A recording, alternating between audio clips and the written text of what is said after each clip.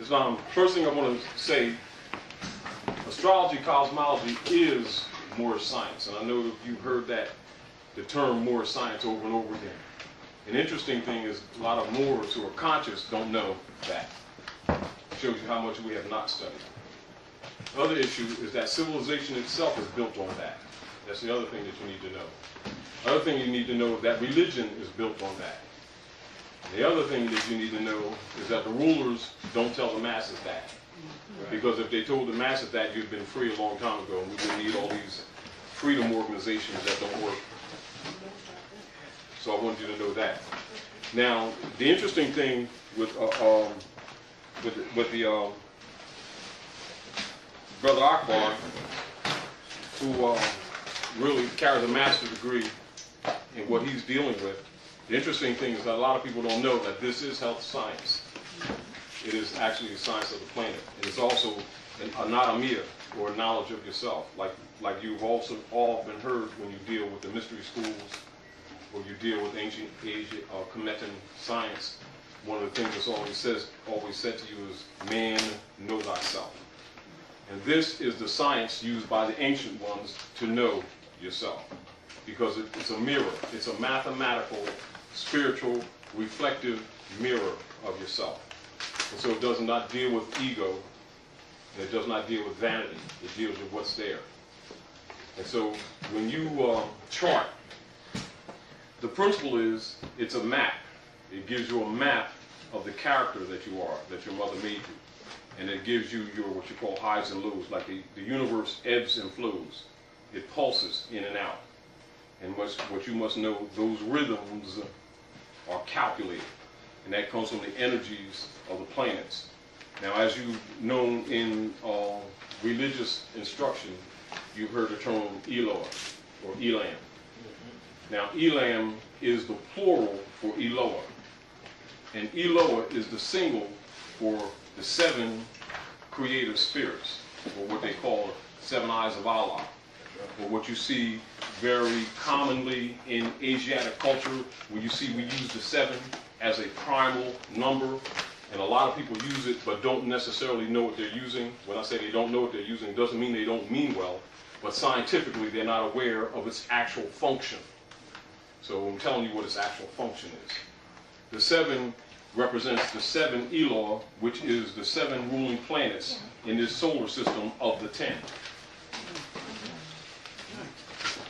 And the names for those 7 ruling planets are, and for the common man, common people, Sunday, Monday, Tuesday, Wednesday, Thursday, Friday, Saturday, Sunday. How you said it? Spell Monday, Tuesday, Wednesday. Eloah is E-L-O-A-H. That's singular.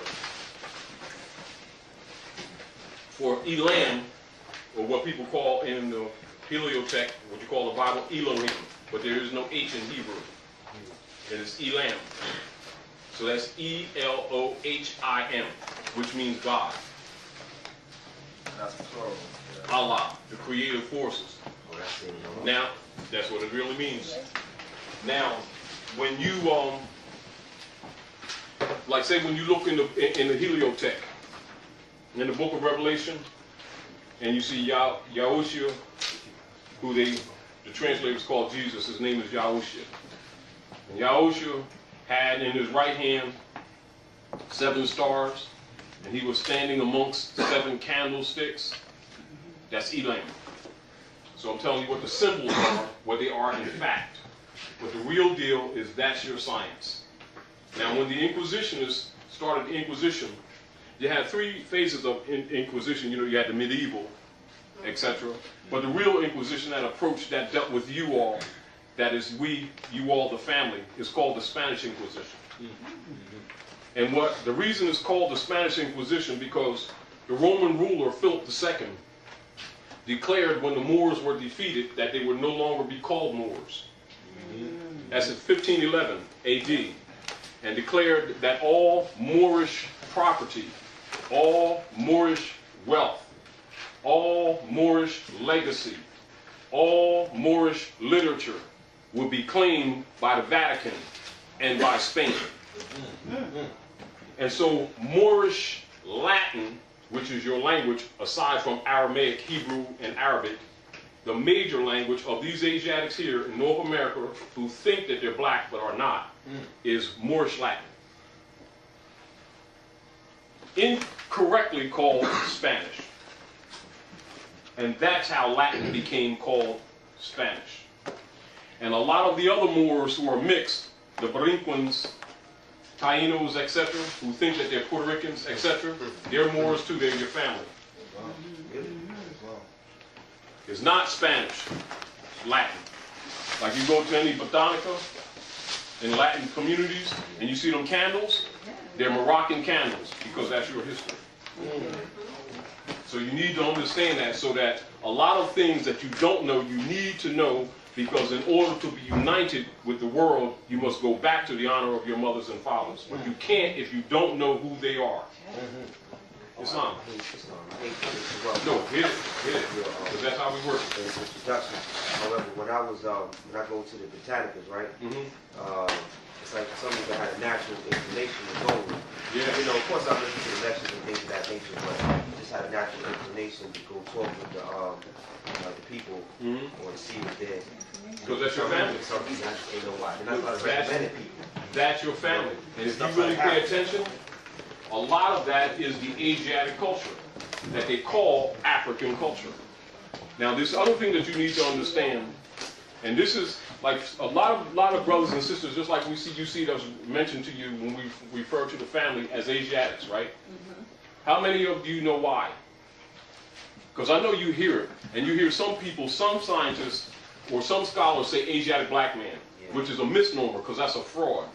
Because black is the Asiatics after they fell to slavery.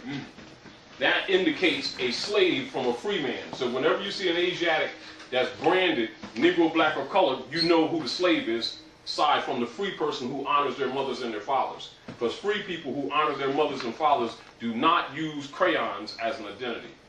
Only children, minors, mental misfits. No, this is the truth. Yes. This is the truth. If you're going to know the truth, you're going to get it.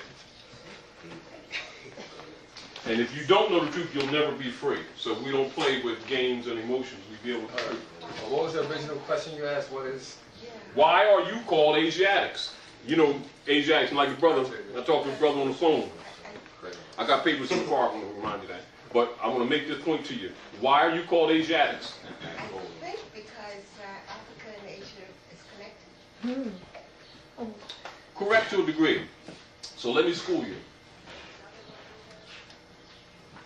Do you know anything about Hannibal the Moor? Hasdrubal? The Punic Wars? Yes. That's wars that took place before the Crusades. Right. That led up to the Crusades. Remember, these are a series of the same wars. Right. The Punic Wars. Right on up to the Christian Crusades. Right on up to the Battle of Tours, 732, near Poitiers, France. What was it? Right? Punic? Punic. P-U-N-I-C. Get familiar with it because it's your history. And then you got to understand why your science has been removed from you, because it rules the planet Earth. That's how important it is. And I want to make this note, not just for you, but for the master here.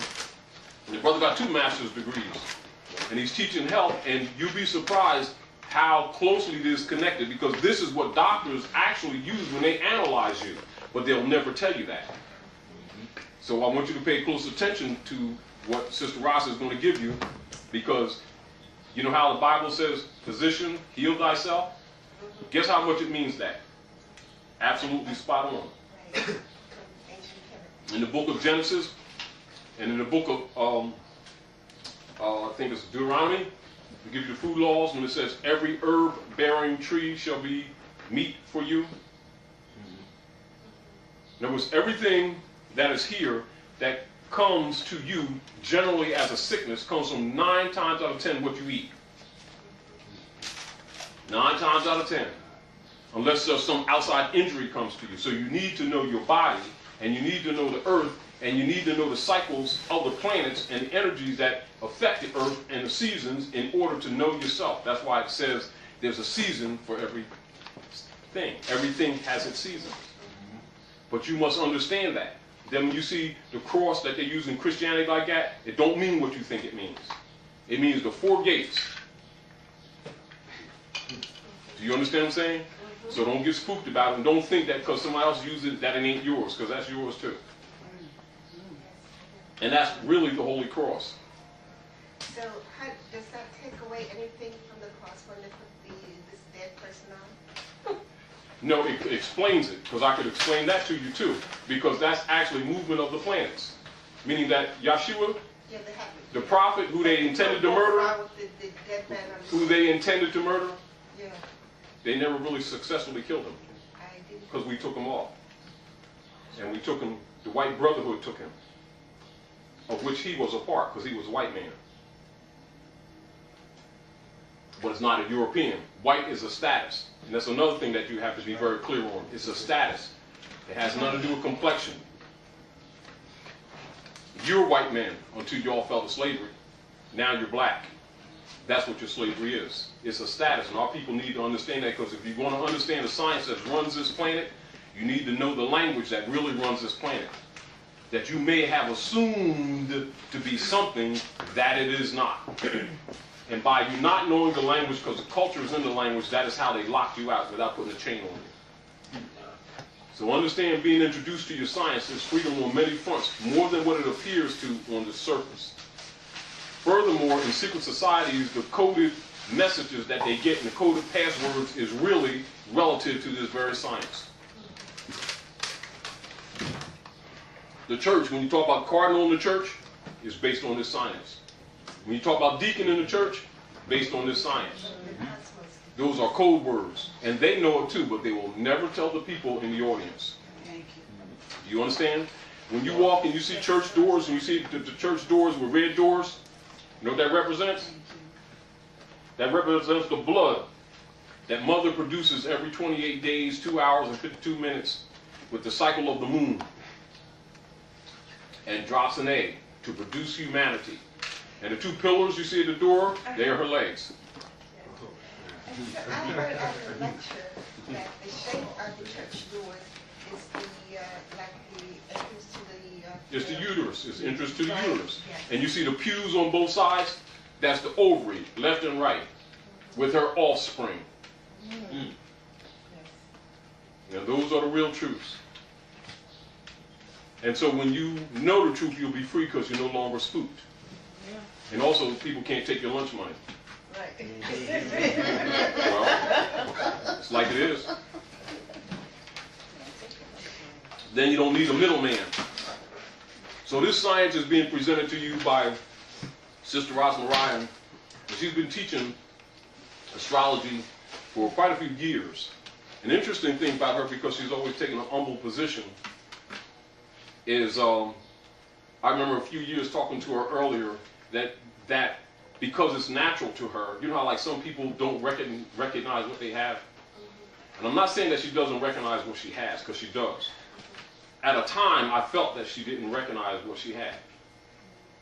Not that she didn't in the sense of what its value is, but how serious it is relative to the operations of world's governments, because most people who know it don't relate the two, because it's never presented to you that way. And most people don't know that it's true religion. It's real Islam. It's real Judaism. It's real Christianity without the colonial powers. And none of them will tell you that. The rulers won't, because you won't take care of them and Susie at the Bahamas. But, you know, so they tell you they won't give Jesus his half. No, that's for Susie, because they're going to the Bahamas. You know, it's really true. You know, and this is where the Nazarenes say, know ye the truth, and the truth will set you free.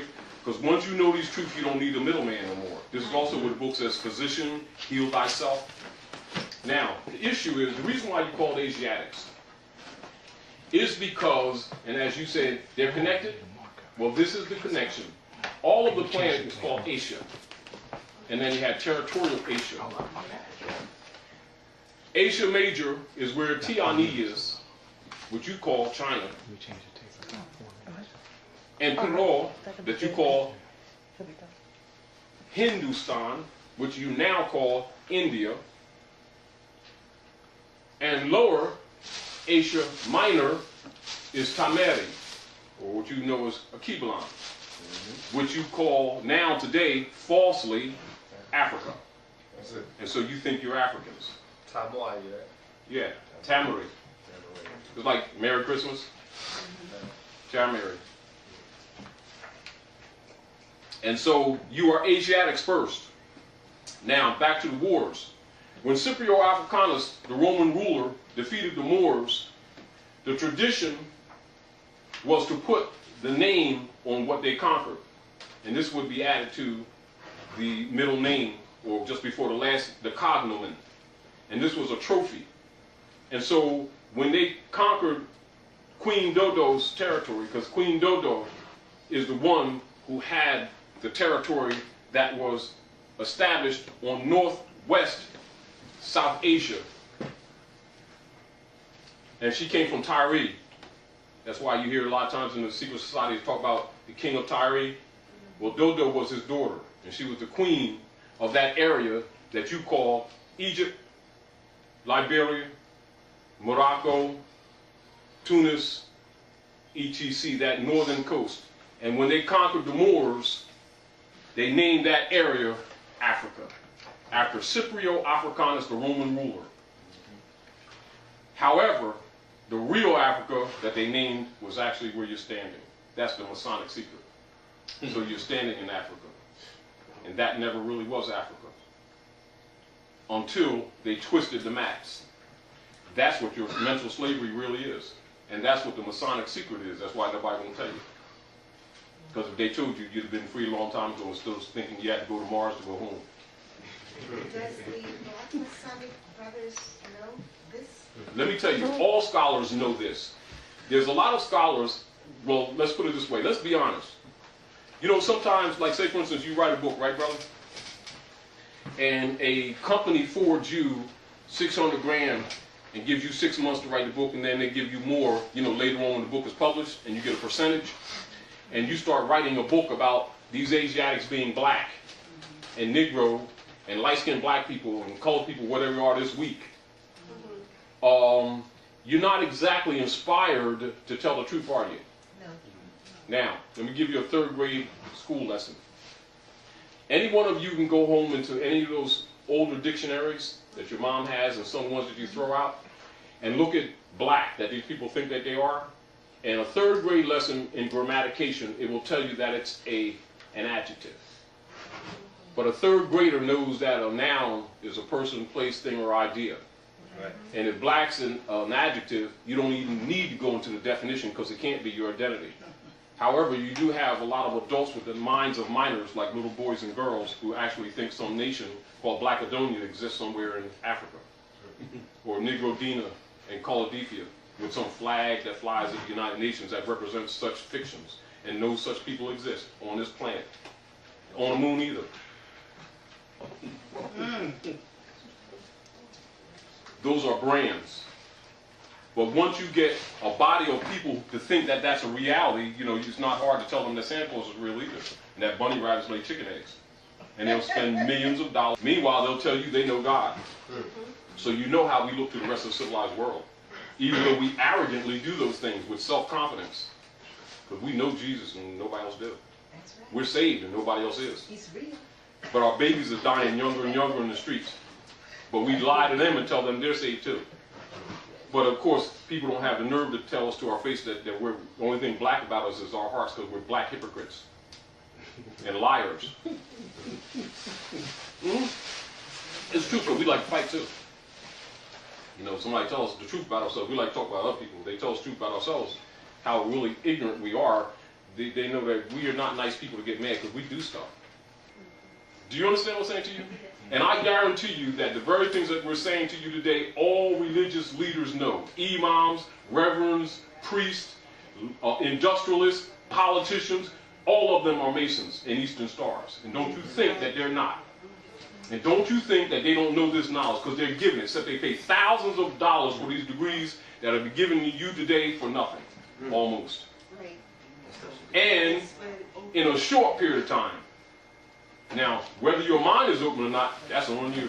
But I'm just telling it like it is. But the deal of it is, it ain't no insult, is it? That a man got a belly button, is it? So if we want to sit up here and talk the crap that they've given us, about Adam, if it wasn't for Adam, Eve wouldn't be here because she got one of my ribs. That's why I limp when I walk, and all that kind of stuff. And he got a belly button. What made that belly button? Oh, well, that's proof, isn't it? You need to believe that. Whether you believe it or not is irrelevant. Only thing makes that mark right there, that birthmark, is a placenta, which is a physical planet. And the only thing on this planet that produces a physical planet is woman herself, the most powerful being on this planet. Problem is she don't know herself. Problem is we all bought into the idol god worship crap and fell and trying to figure out how to get out of it. Do you understand what I'm saying? But our arrogance won't allow us, not that it's not there to be seen, our arrogance won't allow us to deal with reality and respect woman for who she really is. And she won't respect herself for who she is because she's adopted the idol god worship crap. He didn't hear me, so I got some other stuff to do. Oh, all right. All right, good. All right, so I'm going to, one more question, then I will open up. There's a couple of questions. Does this explain, I know like from reading about Egyptian culture that they worship patriarchal rather than, so this all stems back with, also with the Black Madonnas. Yes, all deities, Venus, etc., just like you see in the Vatican, and you see them old statues of Venus with the arm broken off. So guess what? That's modern. Don't you know there's large compound tonnage of statues here all throughout the Americas of Venus? You got some in North America? I thought this That's buried. Yeah, but they said a lot of it is in the... Misconcept. Okay. All ancient deities are feminine. Even in Africa, in Southwest Africa, the Amazon queens is what ran government. When you look at all of our tribes here, whether you deal with the conglomeration of the Algonquian tribes or you deal with the Iqua tribes, any of the tribes of Moors, were matriarchal.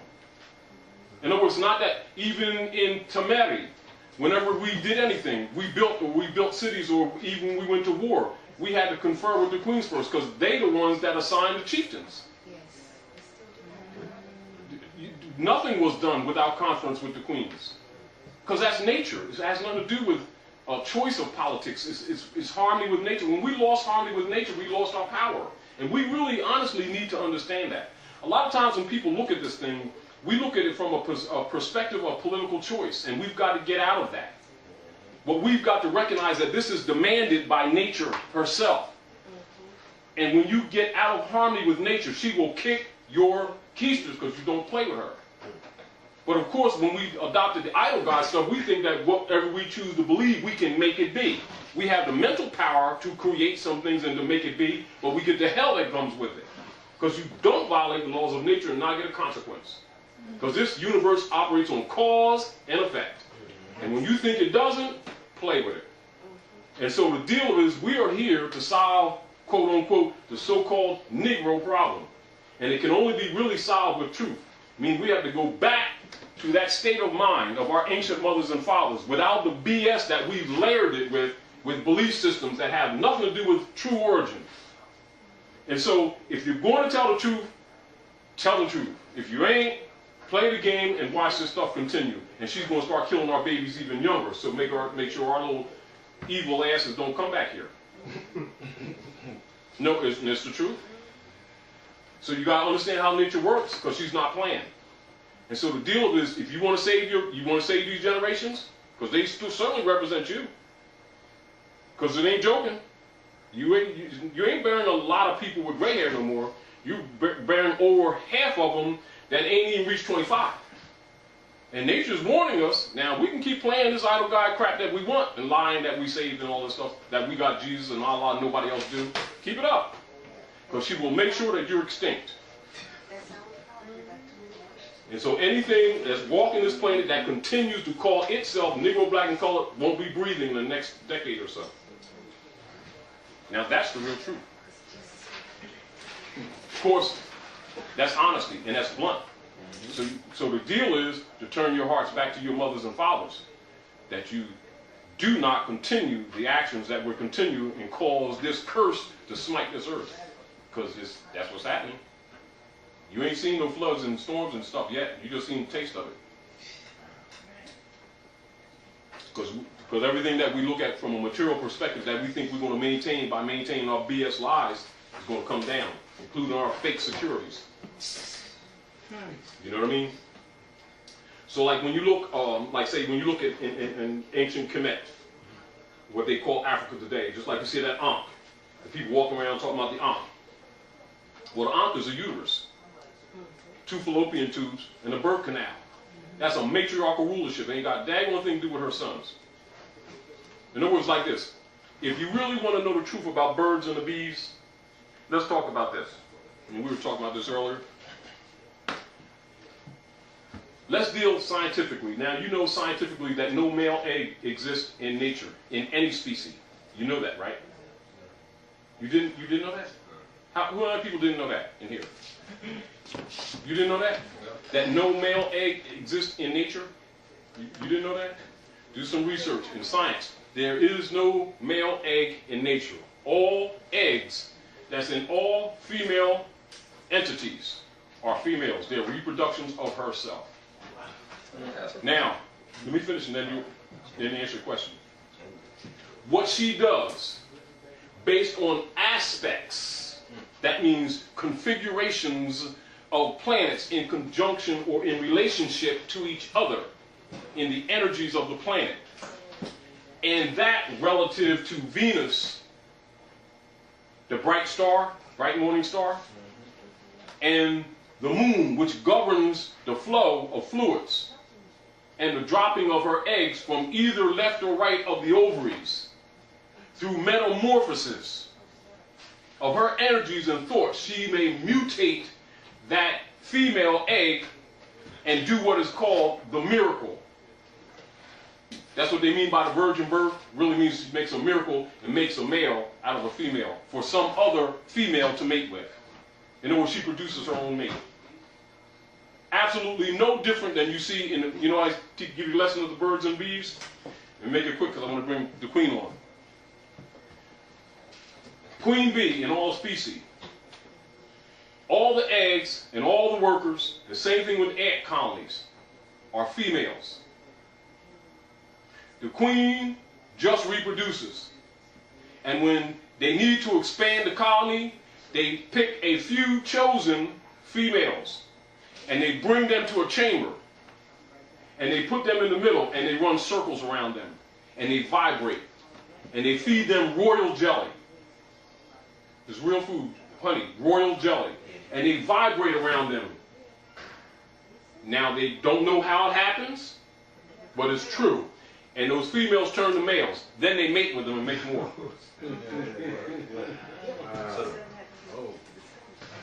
And guess what? That's the same thing that happens with Jews, just that you don't know yourself. This is why women always outnumber us. So you need to know that truth. I agree with what you're saying, but one particular animal, they kind of do it different as far as with the... where they mutate and become a male and female. Certain frogs do that. Certain lizards, but yeah. the seahorse too. The seahorse... Seahorse does that. What is it? The female like shoots her eggs into the... When it's needed, but it's always a female. And another fish does that too. Will turn into a male during that breeding season. And they do the same thing. They vibrate. Now, the point that is saying to you is there's workings in nature that we need to be familiar with and understand in order to understand ourselves. But it is only the reason why we don't understand a lot of things is because we've been steeped in belief systems that have nothing to do with mathematical sciences. When you go into the sciences, all that you need to know is already there for you. You know, like the Bible saying, the Quran saying, the Uwasbi saying, look around you and know that I'm God. I mean, if you study your environment, there's your mathematical proofs there. But we keep looking for mysteries because we were presented with mysteries. Well, life is not a mystery. It's only a mystery because we won't deal with science. Do you understand what I'm saying? But once you deal with science and that which is, there is no other argument. At any rate, before she gets sleepy, because I know her sister, she was up. This sister, I mean, up like 6 o'clock, working. I'm telling you, she's amazing. And then here she is again. So I want to introduce to you a person I have great respect for, and does more work than you'll ever see, that you'll ever imagine that she does. And she's sort of like this. I like to pick with her sometimes. It's like she's a good friend, but she's like a mom too, even though she don't know it. And she reminds me of a school teacher. But she's an excellent teacher. And she won't say it, but I recognize it, you know. And I know that you'll get a good lesson and you'll get a good understanding. If you got pens and pencils, use them, because she's going to give you what you need to bring a lot of remedies, and particularly sisters, particularly young sister, because actually you all actually have to save us. So a lot of times when you see us sons up here, you know, we're doing our thing because we're soldiers. You know, that's where we are. Our little testosterone does that, and we think we got a couple of marbles. You know, we get out there, but in nature, really, you're really ruling, and you need to understand that. Because whatever we do, you give us to do. So that's really the truth. So we're not offended because we know who we are. You know, that doesn't affect our masculinity, and we're not threatened whatsoever. A man is not threatened by that. A punk is. You understand? Ain't no punks here. So get your lessons, get real. Let's recognize that civilization itself is matriarchal, not patriarchal. And if you're going to get spiritual and really understand spirituality, you really want to understand Islam, you want to really understand Yehudism, that they call Judaism, if you really understand the crystal mind, you must have a feminine thought. Because everything that comes in this planet comes through the Stargate. Woman is the Stargate. So it's important that your frame of mind be right. Do you understand what I'm saying? It's important that you know what you're doing. Understand what I'm saying? It's important that you know what you're bringing here. Do you understand what I'm saying? Not because I'm saying it, because the math says it. So you've got to respect that, and you've got to go back to those thought principles, because whatever we need to fix here, you have the capacity to bring it through those gates, both the physical and the unseen. That's how powerful you are. Brothers and sisters, this is your first course in the ancient sciences of your mothers and your fathers. Astrology, which is astrologics, which is star logics. Means star common sense. And here's your master teacher, Rosmarai Bey. Gee, thanks. First, Islam, peace, and love to all. So it's my greeting. Second, thank you for that. My mother was a school teacher, though, so you know that kind of wears off. But no, he's right about that. The other thing is, brother answered your question, but I want to expand on that for just a second. Because that makes it work, yeah. Because I felt something in you with about, you know, the amalgamated, yeah.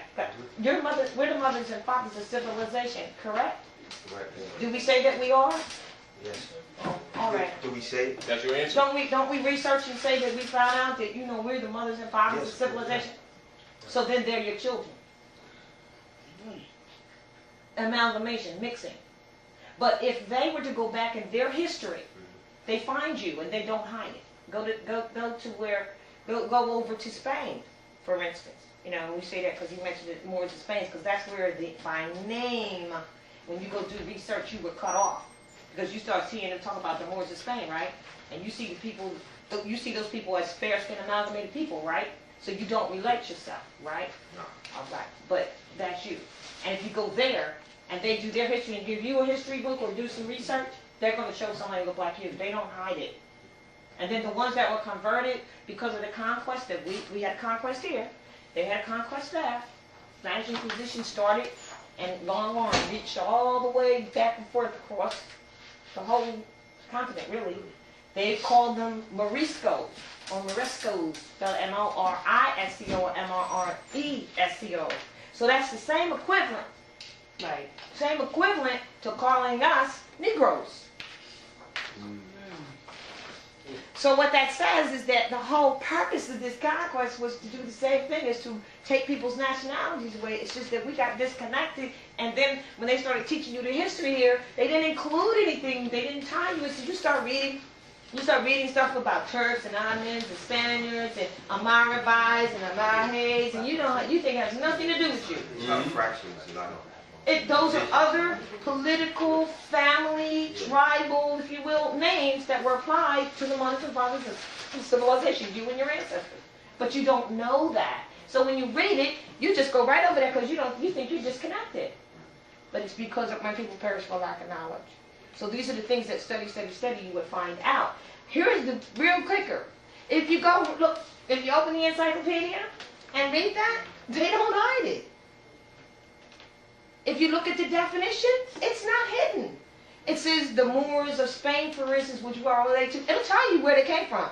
Northern Africa, Mauritania, Mesopotamia, Berbers, Arabs. It's 7 different things they call you in one definition. Saracens, yeah. Saracens.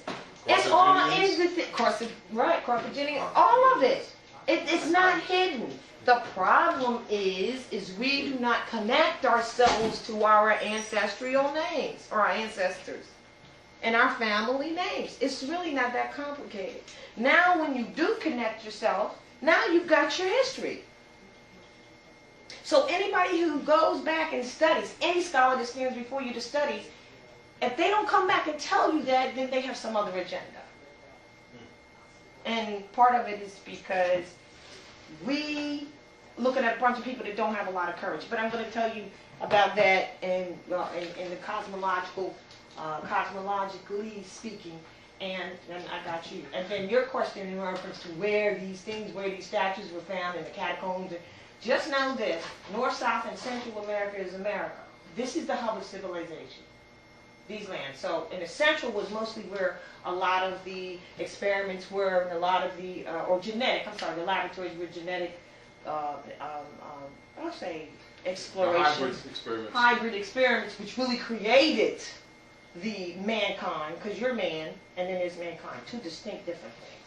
Mankind, kin to man. Kin to man. Genetics that they say they learned now, you don't think that your mothers and fathers, the ancestors, did that? What do you think Genesis is? Genesis is genetics. Genes of Isis is Genesis. You don't think, didn't the scripture tell you there was nothing new under the sun? Right? So we were doing the genetic, I don't like to say experiments. They were hybrid experiments, right, dealing with plants, animals, yeah, and finally with the human, which is how the Romans were made. Exactly. Do you really? That's it. So now that's another whole lesson, and I see the brows going. You've heard of Jacob's experiment, Yakub. Yep. Thank you. That's where the Yakub comes in. That's what it is. You heard of Muhammad was in North when he Central America. It's just that we didn't have other absolutely kings. true. We didn't have other kings. In addition, what else is associated to that? Darwin's theory. Mm-hmm. From their perspective. And then it believed that there was a missing link and this and that. And you know good and daggone well you did not come from, well actually, what's the proper name? They say eight, but the proper name is... Troglodyte nigger. Now, right there. Look that up in the encyclopedia and it'll tell you it's the hybrid. And they say in it that they are nothing but hybrids. It's not hidden. This is not hidden information. Well, it is and it isn't. It's only hidden because they don't talk about it. Right. Openly. But it doesn't mean it's not true. So Darwin theories come from their perspective to explain that. And then you have a newfound interest in the island of Dr. Moreau. You know, because that's what studying does for you. You know what I mean? All right, peace. And so I wanted to just answer that to you. Oh, no, I want to show this first. This right here. And that's the leader, right. I'm glad you found that because that's what I was doing. So I wanted to answer that for you, that North, South, and Central, as his brother explained about, Africa. Everybody want to go back to Africa, but then we all know that was named after European. So, Ada, what is up? We got to go further than that because we're the mothers and fathers of civilization, so you don't stop. You don't even stop in Egypt. Yes. I was just going to ask you how you spell amalgamation. Amalgamation. A-M-A-L. G-A-M-A-T-I-O-N.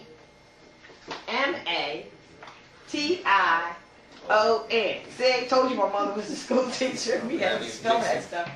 Huh? That means mixing? Mixing, amalgamate something, is to mix. Why do you think this was called the Great Melting Pot? Why do you also think in your studies this is called a mixum, a mixing, Mexico?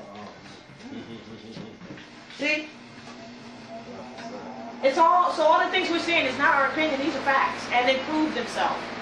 Just start thinking. Can I add this? Sure. Remember, like a lot of times, how many of you are familiar with the Quran?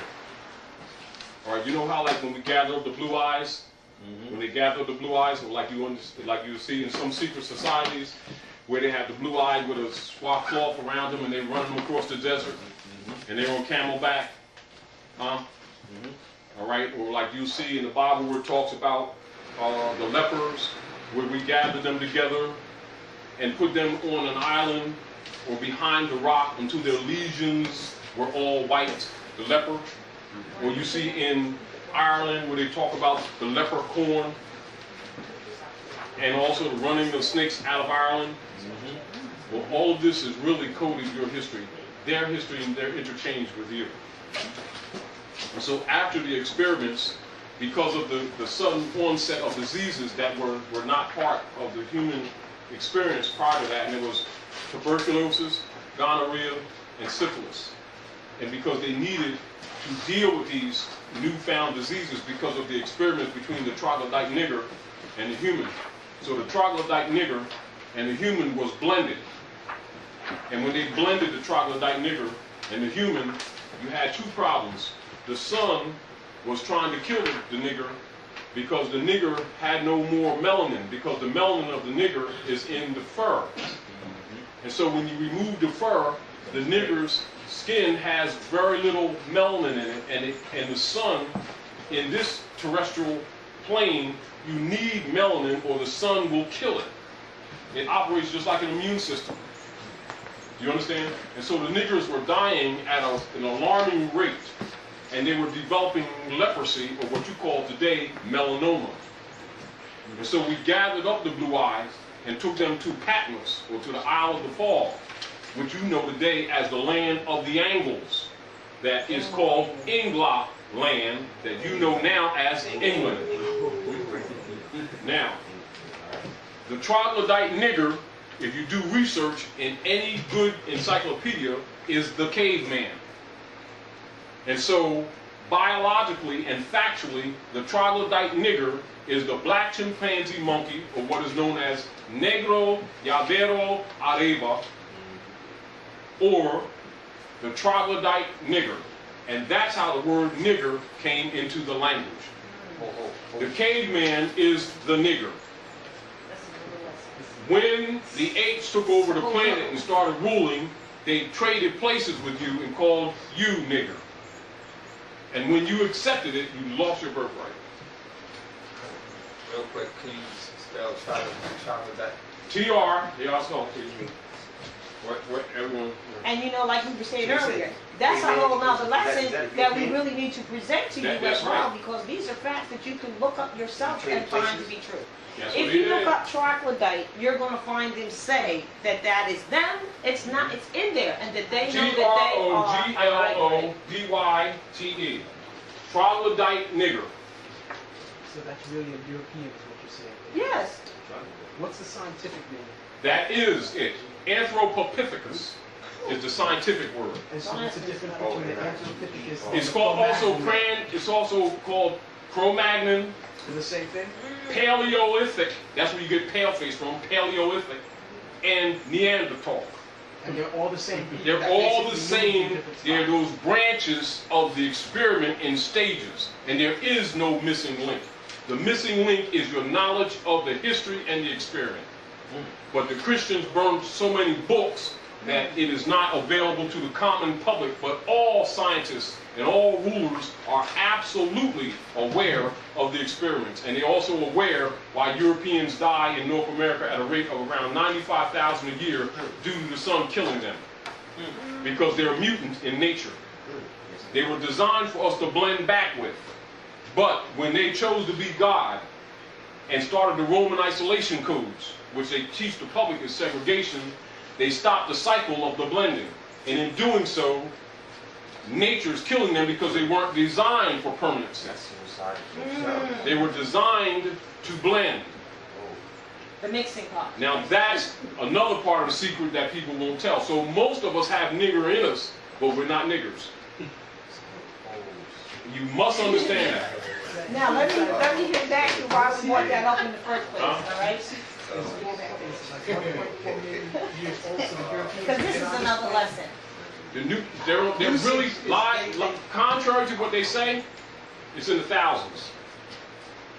They have it like 1.4 million or something. Lucy. Well, that's the bones, but that's not European. Okay, that's what I'm at. That's what you have to understand. In other words, anything that you want to find ancient is the Asiatic woman. Anything that you want to find that lives here came from her.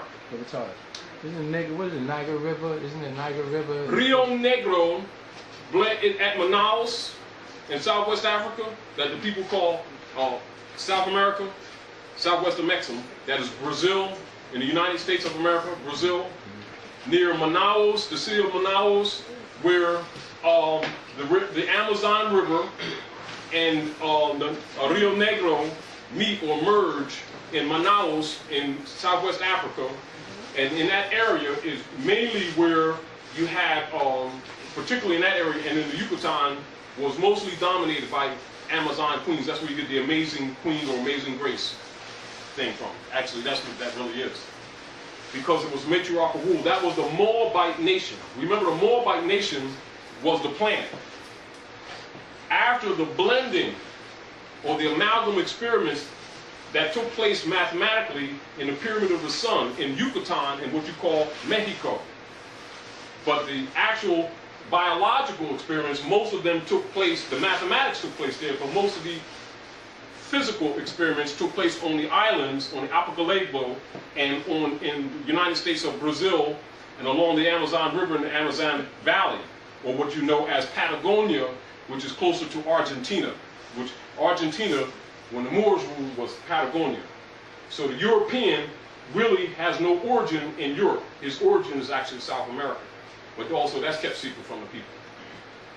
So we gathered them, and then we had to abandon some of the cities in Central America in ancient times because of those experiments, and they shut the cities down. So there are cities in Central America that are actually under the jungle that's never been torn down, just abandoned. And we took them to Albion. And their first name is Albion. That's where the name albino comes from. And if you look in ancient history, you'll see that England is called Albion. Yeah. Oh, of course it is. So now, and so understand this. She's going to give you a lesson on this, but understand this. So the troglodyte nigger is the black chimpanzee monkey and the caveman. Look it up in the dictionary. Now, look up in an Oxford dictionary, hybrid. And it'll give you in about the 6th definition in the hybrid, it'll say the Englishman is but a heterogeneous hybrid. They don't really hide it. Problem is our people don't know about the experiments, so they can read past it and they don't know what they're looking at. He knows that he's a hybrid. That's why they have to constantly do experiments to try to save themselves from the sun. You understand? So you must understand that your complexion is really a terrestrial spacesuit because you weren't always here. But it's built in. And without it, you cannot survive in this terrestrial plane because the different rays of the sun, there's also colors that you can't see that exist that have an effect actually with the skin because you can also be fed through your skin. These are other things that you need to know about yourself. But if you're not in harmony with this atmosphere, it will kill you. No different than a white corpuscle kills you in your blood system. When it sees a mutant in your blood or an invasion, it attacks it. That's why the sun attacks them. That's one of the reasons we had to move them to the land of the Angles, because it was always under fog, always raining. And so they could survive. But again, many of them went wild. That's why the caveman is the European, or the troglodyte nigger. And it's just that when they came in power, because of our abuse of power. You got to understand, a lot of things that the Europeans do to us wasn't because they're just being bad. We weren't exactly goody-goody guys ourselves. We held them in servitude first. It's just that, you know, what goes around comes around. And so when they stole the history, they also stole the good with the bad. And so the assumption with these Asiatics here is that he just held us in slavery. Well, half of that was his. You know, that's why they hide your history. But also that's why your seal is on a dollar bill and nobody speaks of it. But right now the Asiatics are asleep, but ain't nobody going to tell them, truthfully, because they're the real sovereign. But the point of it is, understand this. Black chimpanzee monkey is the troglodyte nigger. The caveman and the caveman descendants are the troglodyte nigger. The European is the nigger. The Asiatics, who are really Moabite, think they niggers. And every time that emanates out their mouth, they're giving the sovereignty to him, and he becomes the lord of the land, landlord. White means sovereign, so you need to know that. So when you call the European white man, you're saying he's the sovereign. So when he acts like God, don't get mad at him, because you made him. And you keep making him God, so don't complain about what he does when you declare him God, when you call him white man. Instead of telling the truth, he's a European. So if you don't want to tell the truth, why should he? It's fun being king. Oh, excuse me. I got this now. I brought that up, which, as you can see, there's a lot of information that we don't know that we need to know. So people spend time trying to do research just to bring little things like we're bringing to you now to open your mind. But that's another lesson. It really is. It's not. That's not what this lesson is about. But you still need to know it because it's very, very important. Yes. Well, you speaking of little bits of information. I remember speaking with you. You was telling me about Baltimore being Baltimore's Baltimore, right. Baltimore's. Right, and then you were saying something about heal, and then healing. You was making the connect. Like in certain things, in talking to you, I noticed how you made certain connections with words. How do you, you know, like that bits of information? How do I do that? Yeah, how do you? Is it like, I mean? Because I recognize that I am the mother, and we are the mothers and fathers of civilization. So when you know that and you read things, you connect them in that fashion. So you make the connections like that well, also in history.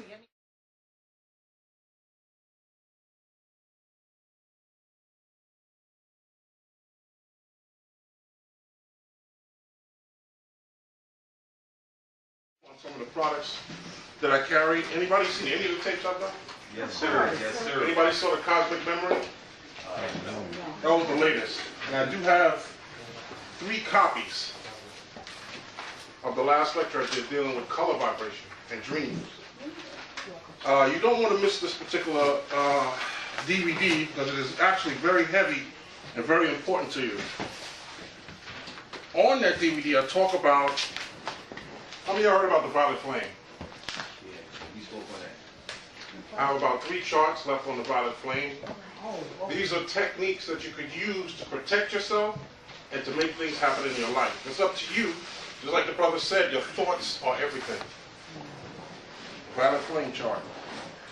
Also on the DVD, Cosmic Memory, I talked a little bit about color vibrations and how to use them in certain rituals.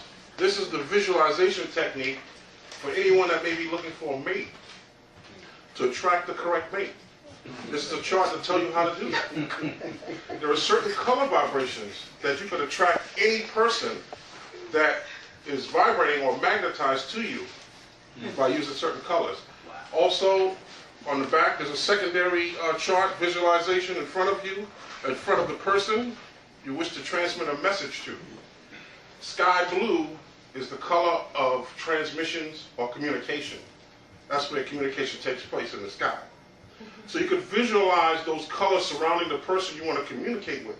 Now these techniques show you how to deal not with the person's mentality, because if you're dealing with a person, especially black folks, most black people are bipolar or schizophrenic.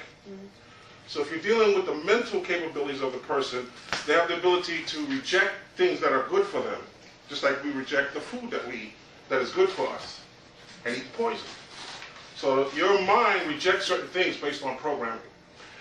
But this chart shows you how to reach above the person's mind and into their God mind or their oversoul. Everyone has an oversoul where their thoughts linger above them. And you can communicate with their oversoul where they have no chance of saying no. to your request or your transmission. Oversoul to oversoul, surrounding yourself in sky blue. And I'm not going to give you the whole ritual up here. You have to buy the chart. I'll get the DVDs. How much is the chart? Chart is 10. Okay. There's the color, food, color, vibration, and food, which is the colors on the back. You have to, if you study colors or get the DVD that I have, it'll teach you about all the different colors and how to use them. Stay away from chicken. Chickens have mustard yellow chakra system, which deals with fear. And if you take the feathers off a chicken, it's yellow. So people who eat chicken, which you've been eating it all your life, basically, and you have a lot of fear in you. Most genetically altered animals also have a mustard yellow chakra, like cows and many others. But this one shows you the type of food and the color vibration of the food. And you could use your mental capabilities to transform any type of food that you may be eating, even if it is poison and stuff like jelly beans.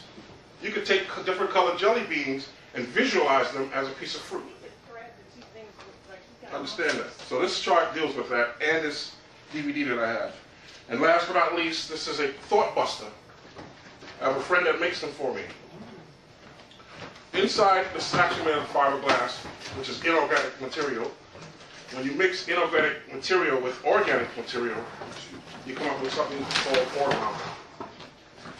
So we devised these orgon devices, which is you have a copper coil in the middle with an amethyst through the copper coil, magnets, copper, and inorganic material.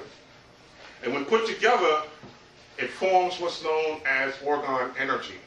So in my lectures, I talked about orgon energy. So this device takes negative energy through the bottom, cleanses it through the crystal, and projects up positive energy, somewhere around the radius of 100 feet. You can put these in your house, or you can carry them around. You have small ones also, but I only have these big ones today.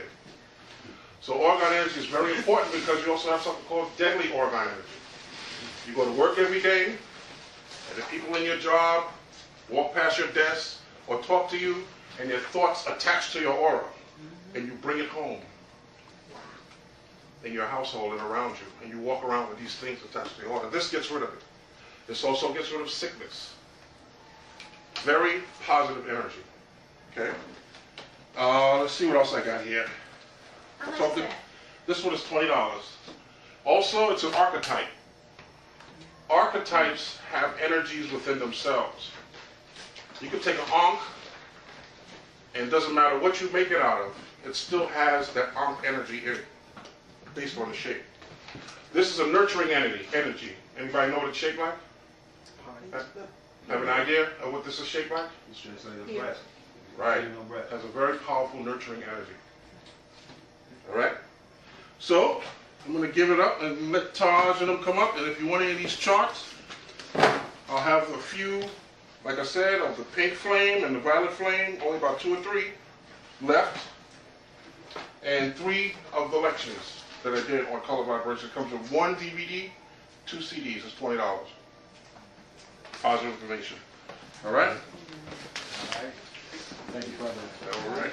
So the DVD has all the stuff that you have on the chart. Yes. Are you doing anything? Which one? The chart or the DVD? Are you doing anything? Anything Coming up here, can you Chart. promote yourself? Come up and say a few words. Nothing. Come up and say a few words. That's the DVD of the lecture. Nothing recently. Camera stuff. Nothing? Anything, Get up here in a minute. you got anything coming up that you're doing? I'm doing something at Goose tomorrow, Which one? but you know. That's the Why violet don't flame. you introduce yourself real quick? That's the violet flame. On camera? Food. Just tell me who you are, what you do. Look, then we get flyers and stuff, what you do, and Okay. that you have different, you're an entertainer, what you do, and what kind of message you have, and you do a number of things, and that they can look forward to, Sure, okay. through the self-improvement learning Right. center. You'll have left this chart. Have your flyer available. Let me get a chart, and I'm gonna, because I know Yeah. you're rushing out. Yeah. I'll see you on Wednesday, right? Yeah. Okay. I've seen one of the sisters' shows, and the sisters are very, very, very good entertainer. And I just wanted her to come up and just promote herself. I know she's a little camera shy, but I just wanted her to come up and promote herself a little bit. Yeah, camera shy. I mean, she's not doing an act yet. All right. Just introduce yourself, sis, tell us what you do, and then. Please and blessings everyone. My name is Outside Soul. I'm a singer, songwriter, arranger. I do my thing. I get the Holy Ghost, or whatever you want to call it, spirit, and I just pull different things out the ether. So nothing is really pre-planned. When I get on stage, it's pretty much impromptu. So look out for me. Check me out on www.myspace.com/Messiah Soul. So check me out. All right, thank you. And thank you, Akbar, for having me. All right, like I said, what we'll do, through, you have my card, I have my, I'm going to have a flyer out. It's 32 health tips. This is the same thing that I just went over. I read it, but you have it, so you can, I'll give everybody one, you'll have it so you can read it. Okay, so it's the 32 health tips for the wise. Okay? Is there anybody else in the audience? Anybody doing anything? Anybody got any type of business? Anything you promoting? Anything? Anybody have anything to say? But like I said, we're family here. We want to look out for each other. We want to use every opportunity to support each other. Is anybody else doing anything? Okay, so what I want to do is, without further ado, I just wanted to... I want to ask you, can I ask a question? Sure, yes ma'am. Yes ma'am. Brother Akbar just explained about the health and the body parts, correct? Yes. And how it related to astrology. Yes. Now, so I'm going to ask this question, because I was just going to bring that in. I know he did a wonderful job because I came in, and I knew that he was going to do that, even though he's doing his studies, and he's a nutritional scientist, we're going to call him. I know you found that very interesting, as you said, right? Mm-hmm. A lot of that, when you really think about your health problems, you will find it to be true with yourself or with other people. So, because it is the science. There's no holes in science. Science is what it is. Science means sense.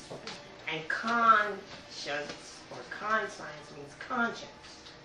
So, that's what this is all about. And this is the information that we ought to have already known. So we now introduce Akbar, the nutritional scientist.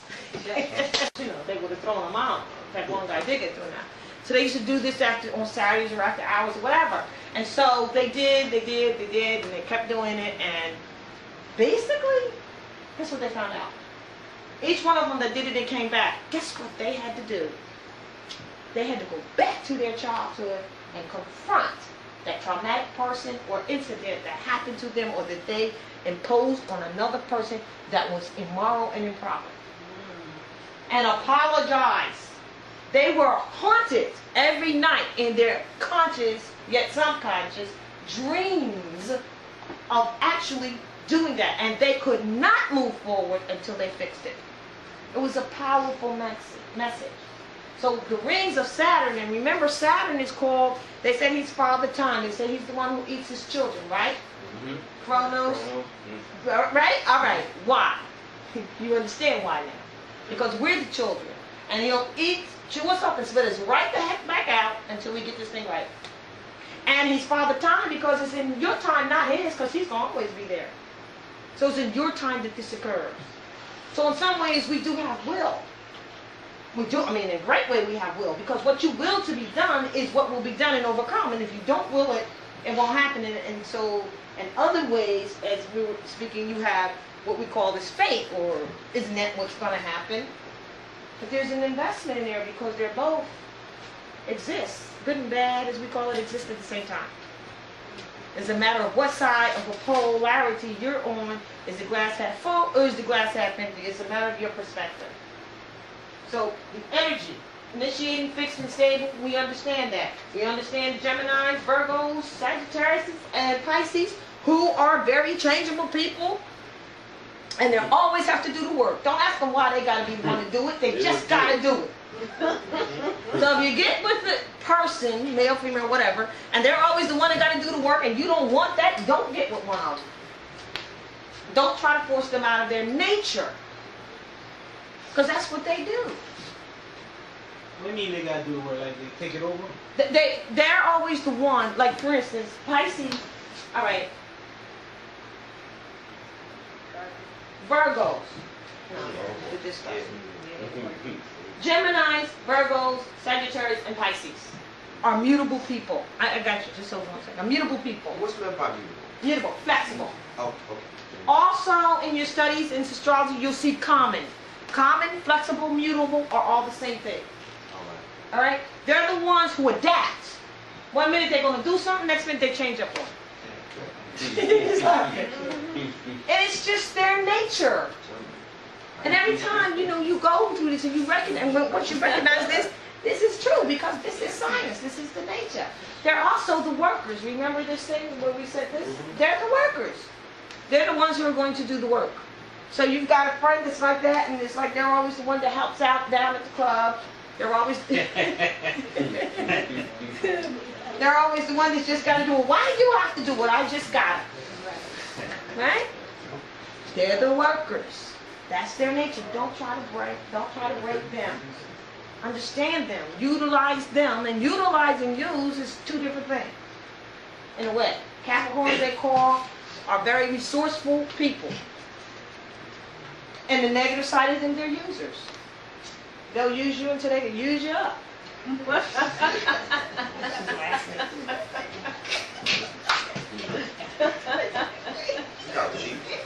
He knows somebody that's a cat. Oh, is it you? No. I'm a Capricorn, though. Oh, are you? Yeah. All right, well, I'm getting ready to hit you on the positive. Don't worry about it. On the positive side, they are extremely well utilizers. We are to utilize the resources that we have. For it, get back to the season again. If this is the spring, and these first 6 are what you're sowing, and then you reap, right? Here's Libra, first social house that's choosing that mate. Now we know a little bit more about how to do that, right? That begins the fall of what? This is about the sun cycle that you're in, that you live under. So the sun's going this way. The sun is going, this way, isn't it? Here's the cardinal signs. You see what I'm doing here? See what I'm drawing here? What's it look like? Swastika. Look like a swastika, don't it? The swastika, that is the swastika. But the way they utilize this, because you don't even know what the swastika, it represents the sun cycle of life. But if you see theirs that they utilize during that time, check it. This goes the other way. They're telling you, guess what? We're talking about death. But if you don't know that this is the swastika that represents the 4 seasons and astrology, you throw it away, don't you? Don't throw it away. It's yours. You see what I'm saying? And tell it like it is. So, the sun gets here to Libra, right? And it begins to go down, doesn't it? Because the highlight is Capricorn up here. Capricorn, Papa Tom is sitting up here now. Let me see. Did you sow enough to reap enough to sustain you through the winter months? I'm the midheaven here. I'm the highlight of the social side. I'm the highlight of what your mama made. And if you bring something out here into this social world that is not correct, I'm going to discipline them and give them structure and order. And kick them right back to you. They have to be structured. They have discipline. I don't care. Any Capricorn will succeed in whatever it is they try to do. It could be a bad thing. They're going to get it done. Because that's who they are. They have that persistence. And they represent social status. Now understand this, because that's another pattern that I'm getting ready to give you. Because I'm going to give you the patterns, and then you can put them together yourself, and then on that, So, the sun begins to fall in the fall, and why do you think Saturn, who rules Capricorn, is exalted? Because remember, these are planets. Remember we said houses, we said astrology signs, and then we said planets. So when you do your personal chart, what's in your houses? What lord? Because the real lords are the astrology signs. Those are the lords of the houses. What's in your house of finance? What's in your house of communication? If you have a problem with something, go look at your chart. Maybe see what's in there. So that house is going to be in your life. That facet is going to be expressed through the characteristics of whatever sign is in that house. You understand? Because a lot of times we just do the sun sign. We don't even do the moon. We don't even know that the moon is our real self. It's the light that shines in the darkness. The dark that comprehend it not. That's your soul. Your sun is just the characteristics that you express your soul, the dictates of your soul. And the ascendant is just the presentation that your soul is cloaked in and presented to the world. That's your body style and type. That's what everybody sees. So that's why a lot of people say, I don't believe astrology because they couldn't guess my sign, because they're looking at your physical body and presentation, which has nothing to do with the moon sign inside, which is the real true you. Let's go ask the Lord. So what is that? That's the Trinity that all churches can't figure out and tell you what that is. They say that the Trinity is the Father, the Son, and the Holy Ghost, which is just not really proper with his mother. Right. Even though Father is mother, which we talked about earlier. She really is first. It's a process. Because male and female, he made him. It's male and female, the woman, who we are man and he's son of man. It's really not that complicated. So we did do that. I got you. I got both of y'all. I just want to get this out because this is a pattern that needs to be understood. And later we'll go through why some of the planets, you got to look at these planets as energies because they are, and they are explained through characters so that you can understand them. But what you need to look at is what planet is in what house, affecting what. And two planets, I'm a planet and he's a planet. If you see that we're conjunct, we're in the same place, you got to look at how we act together. That's like two people that you know. They cool, but don't put them together because they don't get along. So you got to know the energies of the planets and how that energy affects your life or affects that part of your life. So when you see the signs of conjunct, square, sextile, that means it's in harmony or not. Those are symbols that you need to know, what you think is foreign, but it's really not. It's just saying, like this says trine. That means that the planets are in harmony. They're 120 degrees away from each other. It's mathematics. So when you look at this astrology wheel, anything that's 120 degrees away from itself is a harmonious element to the other one. Doesn't fail. You can go backwards, sideways. It doesn't matter. It's all about geometry in the aspects of the planet. I'm going to get to this about Capricorn that I started and finished, and then answer the question. So, just to give you an idea here, by the time you get to Capricorn, if you are, say the first house is you, yourself, right? The fourth house is your self-origins, right? Because this is just another pattern. These are the holy crosses, really. And if I had to project, I could show it better. First house is self. Fourth house, self-origins, home. What? Mother. It's important. Is that Gemini? Cancer. Gemini is the first mutator of the first season. But Gemini deals with your intellect abilities and communication abilities and how high your knowledge base will be is based on the foundation, Gemini. Because Gemini is 180 degrees away from what? Sagittarius, right? What does Sagittarius represent? Your higher knowledge, right? Well, guess what? You better look at Gemini and see what your limitations are to determine your higher knowledge. Because if you got limitations here, you ain't going to get but so high.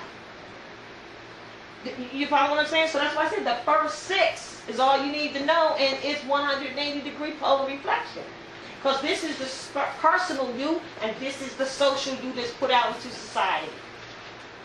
So self is the first side. 180 degrees is, well, first social thing. Your partner. Because that reflects you whether you want to admit to it or not. It does. So now when you get there, there's the Grim Reaper. Saturn is also called the Grim Reaper that rules Capricorn. The Grim Reaper, because he doesn't really has no no emotions about, station person, you don't care. You got to follow the rules. She says it. It's true. He's the discipliner. And guess what he's 180-degree off? Cancer, who does? Go ask your mama. If your mama didn't send you out here right with this, then sorry. So he's at the gate, 180 of that, to cancel that out. You ain't getting past this. So I'm going to say this. When you get to Libra, again, which begins your social, where you choose the first social thing you do, which represents your partners and stuff, which also represents your enemies, because everything is the reverse of what it is. You cannot enjoy or have something without knowing the 360 of it. If you ask for something, really ask for something, you're going to get the bad, or what you call the bad side of it first. And you're going to think you're not getting it and be unhappy. But you said you wanted it, so you need to know it all the way. Wow. If you get through that, that's why they say there's a silver lining behind every cloud. Most of us don't get past it. When we start fixing the mountain, because we don't understand that we're getting what we asked for. We just don't recognize it the way it is. There's everything is good and bad at the same time. That's what's amazing about it. It's at the same time. Now, get to Libra. First social house, keep going here because it's important. Capricorn is waiting. He can't wait. He can't wait to give you your disciplines. Right? So he starts saying, Dad, I like Libra. So when you do your chart, when Saturn and Libra are together, Saturn is exalted in Libra. He likes it. Why? Because Libra begins to judge. To judge, right? He's sitting there saying, I'm gonna dole out the punishment. That's why they go together. All of this is just samples of your life and mixing of your life and elements and things. So your first house is yourself. Your seventh house is everything that opposes yourself, and that is your mate. You hear what I'm saying? And if I could just do this, because I know we got questions and I want to answer them. If I could just do this right here, can you understand the outline that I'm putting here? Next time we're going to bring in a projector. Did you see what I just did right there?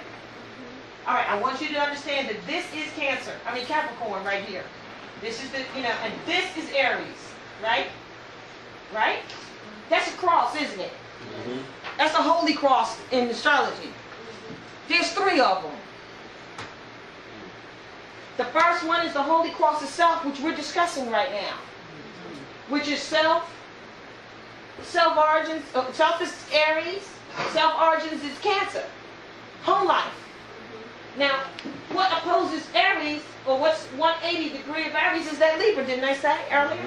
That's where you choose your mate. They balance out each other. Whether you are aware of it or not, they're a reflection of each other. So how you are with yourself is definitely going to relate to your mate. And you can pretend that you are perfect and all that if you want to, but that's what happens. That's science. Cancer is your home life, right? What's the 380 there? Capricorn, right? So what is this? Self origins, right? Everything opposing self, and the way others see yourself is Capricorn. That's why Capricorn handles status quo and how society sees them. Status and social standing. Because they deal with how you are viewed in the public, in the social eye.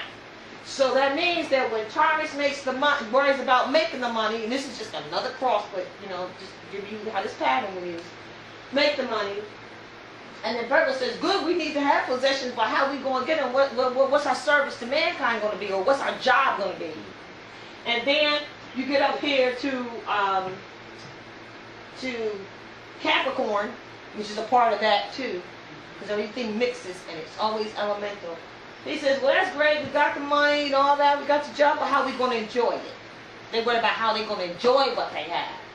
Status.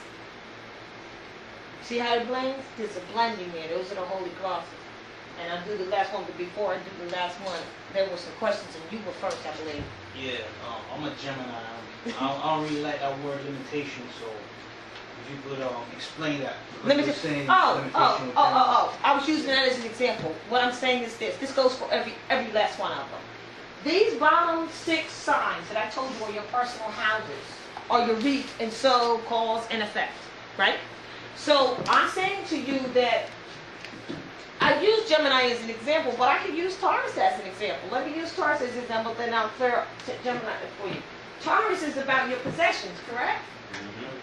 Well, what's Scorpio about?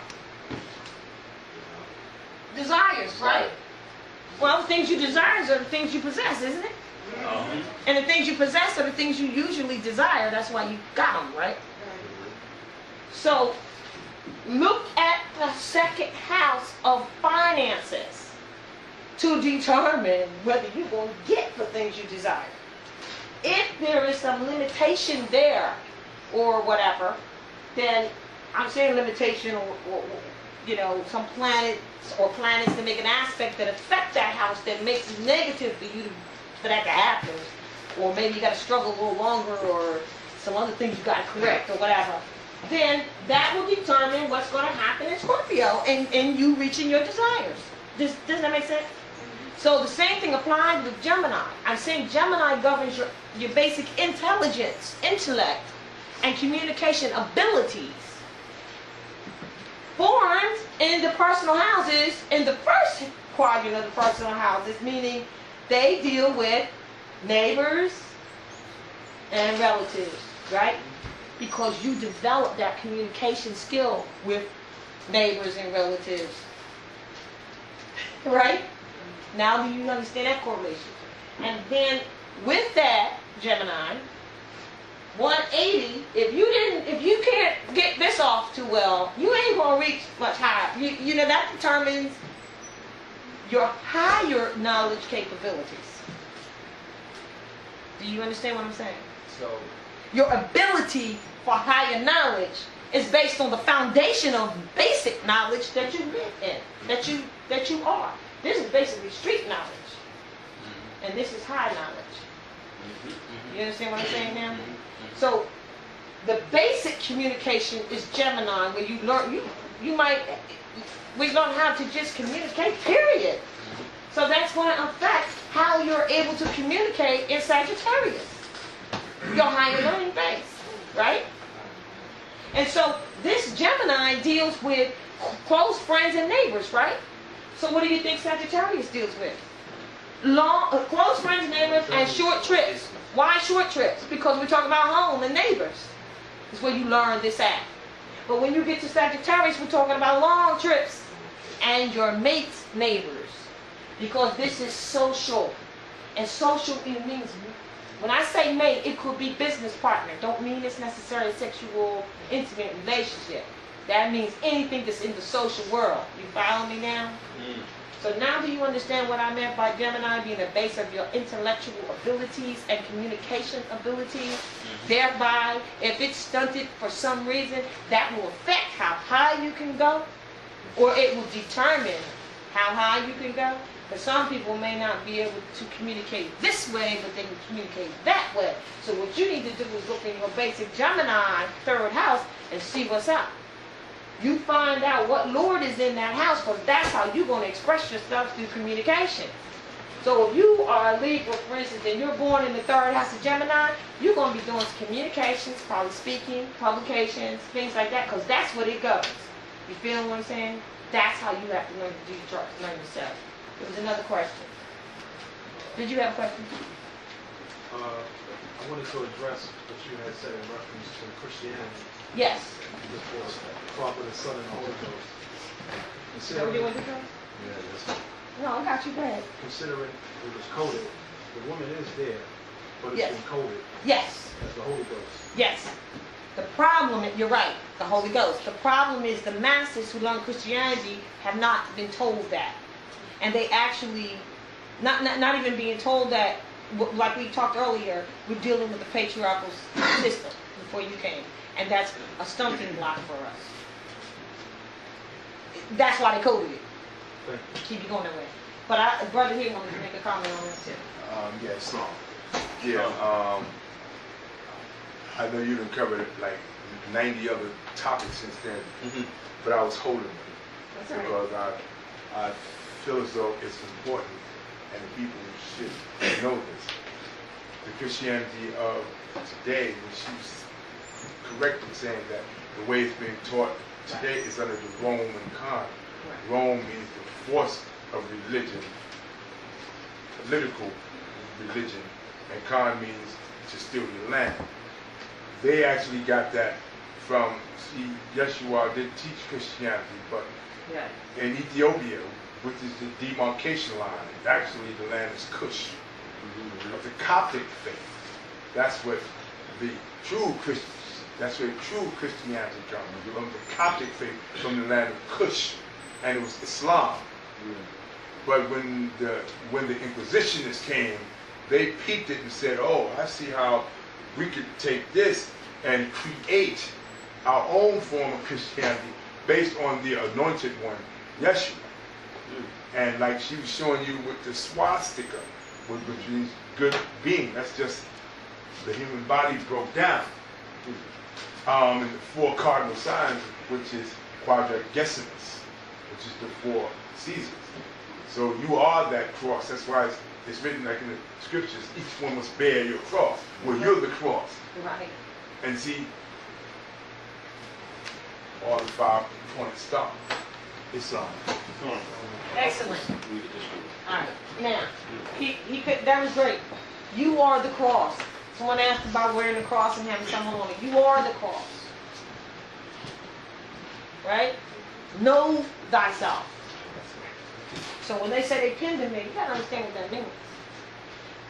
Should you wear that? No. Didn't he tell you don't make any graven images of me? So why would you wear it? So you're not to make it, and you won't wear it. The problem is Islam. He's your son. That's your son.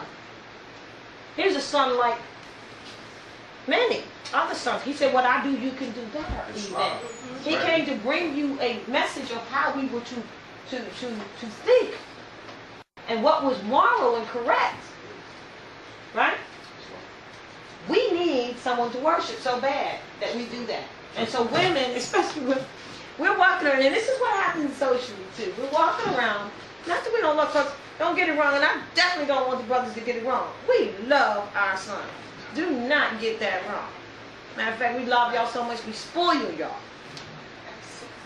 Right? And then expect some other woman to deal with that. And then wonder why men go out and look for women to take care of them because mother did. Right? Right? We find this out later, don't we? Yes. And whoever said that we're supposed to wait till 40 to have babies and all that, there'll be a book probably next year, pretty soon, because that ain't even, I mean, it's not bad, but in this society, you don't want a teenager faced in this society at 50 years old. It doesn't work. Unless you have this side, because we had children for a long time. We're just, I mean, you know, we were older, we had lots of children. I'm not saying not to have it, but I'm saying you can't. We got our minds all screwed up about what it is we're, so, you know, we find this American pie. When I drew that circle and I took a little piece of 90-degree piece of pie, right? So, with the brothers, again, it's not that. We love our sons. We ruin them. That's part of the problem. And so we go and we're looking for them to do something that we need to be doing. And that's why we're disappointed. Right? And they're frustrated. Because they can do, they only do what they do for us. It's like, oh, and then we're expecting them to save us when we are the redeemers. So don't look for them to save us. Now, they support us. We created them like they are because they're a model of us. We can't create something that we're not already. So let's not get it twisted like that. And see, what happens is because of the patriarch society, men suddenly at this information feel like they're left out. They don't understand. That's not what we're saying. We're just putting things in its proper order because it's absolutely necessary. Because they're still going to do for us. And we're still going to create them, and we're still going to love them, but we may not spoil them because they have a job to do. Right? And that's how that goes. So but then psychologically we're protecting them from when we saw babies being ripped out of stomachs, you know, and husbands being put on a horse, and and quarters, 4 different ways they would send the horse off, and we actually witnessed these things, so it was traumatic for us. But it was done to us. We were the ones who were subjugated. It was done to us to put us in place because we then had children and we smothered and ruined them, and especially the sons, not the daughters. The daughters will kick out the house as soon as they act like they, grown. We psychologically, that's what we do. But sons will keep in the house for forever. Because we know that really that daughter's going to be all right. Because we know who she is. Now, that she seems to be a lot like us. We can't stand ourselves, right? But the son we're protecting because we know that the only thing that will really harm that son is another woman. So sons, that's why we do it. We're protecting you. But we are so unconscious of it that by not being conscious, we're doing more harm. Because we can't even explain why we're doing it like that. We don't even know. Was there another question in reference to what I was explaining about? Okay. Yes. A question I have is that I don't know if a lot of other cultures is like into Moorish knowledge and so forth, but is this reason why certain cultures, like even in Africa and India, where the parents choose their husbands? Exactly. Yes. That's what I was saying to you earlier, and he was saying earlier, and I have it in the book, so that we can, what's it talking about? They used to choose the boyfriend for them, the husband for them. It wasn't like that. They wrote it like that to keep you turned off from it and didn't really tell you what it is. Because remember, they took your astrology, your science, and hid it. They made it as if it was some occult. They made it as if it was wicked and double worshiping, etc., etc. And maybe even some of you still have some people around you today that say, well, I don't believe in that fortune telling stuff. Right? Well, let's look at the hypocrisy. In their hand, they have the Biblios Heliotext, called the Bible, which means the record of the sun. It says this is a book of what is, what was, and what is to come. Is that not divination? Is that not fortune telling? Or future telling? Is it not? All right. So there you go. You got a little some ammunition for them, right? They're hypocrites. Thank you. All right. Give me another one. They say they're divine people. They say they are divine, and you're not. You're not going to church. You're giving Reverend Jones some money, right? Look up the word divination. It means one who divines and tells the future. Look it up in the dictionary, encyclopedia. They say that they're prophetesses now. They're prophetesses. Women coming up with prophetesses and prophets and prophets. Some of them even give them prophets. It seems like it's all right to call yourself a prophetess, but when you go to call yourself a prophet, it seems like, who ordained you to do that? But a prophet, look it up. Someone who knows the astrological forecast and tells it. We're all talking about future telling. So how is somebody going to tell you they're in church and they look in the Bible and they don't believe in future telling? Do you see how messed up we are? So you're going to have to just take this and run with it, and you just can't do what they tell you to do, because once you have the truth, you cannot turn back. And there's a place for those who do. It's eternal damnation, really. You can't know this. You cannot know this out of ignorance and get an opportunity to get it. But you can't have it and then turn your back on it and expect to get it. It's not going to happen. The truth is the light. The light brings you to the dawn of your awareness. And your awareness is what sets you free. Well, really, the truth sets you free. And if you're looking for the truth, then that's what then you seek the truth. And you find it, and it's a light. And when it shines on you, you're going to receive it. I tell people when they hear the information in their ears and it feels good in their heart, it is for them. I don't care what no one else says, because you don't, believers, as he said earlier, our problem is that we are believers and not knowers. Belief is for the initiate, for the child who begins the elementary teaching. Then you have to graduate it to knowing. And our problem is for the masses is we never ever get to know. And we don't study, and we don't know how to study, and we don't have the keys to study. Did you have someone have a question? I thought I said, all right, answer your question. So the last thing is, the third key is, the third cross is, and I don't really necessarily have to draw it, but we understand how this works with the end. And the other thing to remember, is, like I said, the energy is all around us, is how we use it. So you have negative and you have positive. What does that mean? Like a battery, in and out. Male and female, left and right, yin and yang. Huh? I said yin yang. You said yin yang? Right, yin yang. We just don't know that that's what that means. So a battery doesn't work without the positive and negative polarities, right? Same thing. So when they say negative signs or positive signs, they're not talking negative bad. It means that the negative is all the water and earth signs are negative signs. Water and earth. But it dealing with Water and earth are negative signs because they are receivers. receivers, yeah. Yes. So what does that also mean about water and earth signs? That they're also what? Receptive, receivers. Receptive. They're drawing energy. There are people who walk into the room and they don't necessarily say anything, but don't sleep on them because they take everything in. That's water and earth signs. Tauruses are earth signs, Virgos are earth signs, Capricorns are earth signs, and Pisces.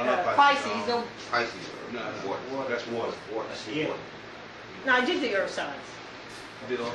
Yeah, I did the earth. I didn't do all the water. Did I miss one? No, I didn't miss one. The waters are Scorpio, Pisces, and Cancer, right? There's 3 of each. But there's 4 in the group because it's always the 7. There's 4 groups, but 3 of each. And that 3 times 4 is 12. It's mathematics. They come into the room, they don't say anything, but because they are receivers. So the water and earth signs are the negative signs, not meaning bad, meaning receivers, and they are also then what? Female. So when you say it's a female sign, and that's what you're thinking, you're saying that it is one that receives the energy because women receive. Positive signs are all of the fire and air signs. They're people who come into a room and start giving out energy. That's how they take, the energy's all around. This is how they utilize it. You follow me? So don't get mad at them because they come in and they utilize for the party and they get stuff started. Because that's just their nature. Somebody got to do it. Exactly. And other people, and see, this is the sickness we have. We are able to look at each other and start judging and claiming and talking about them, because of this, and we are so ignorant, we don't even understand the energies that are before us that are there really to bring us a blending and a harmony. We don't even, but we talk about it, because we don't have that quality. Well, you're not supposed to have that quality. There's something else you have. Because it's the ebb and the flow of the energies of the universe that you're tapping into. And you use it in a certain way. You utilize it in a certain way. You present it or represent it in terms of taking it in and bringing it back out, because those who have the flexible qualities are going to take that energy and they're going to transform it into something else. Those who are stabilizers are just going to try to stabilize it and hold on to it and utilize it for whatever they're doing. That's a question. When you said before about 100, like the first one you said is 120 degrees, and then one you said it's 180 degrees. Is that what you call polarity? Yes. 180 is the polarity. 360 and half of that's 180. So how does that work? Because you were saying about, I believe it was the Gemini and Sagittarius. Yes.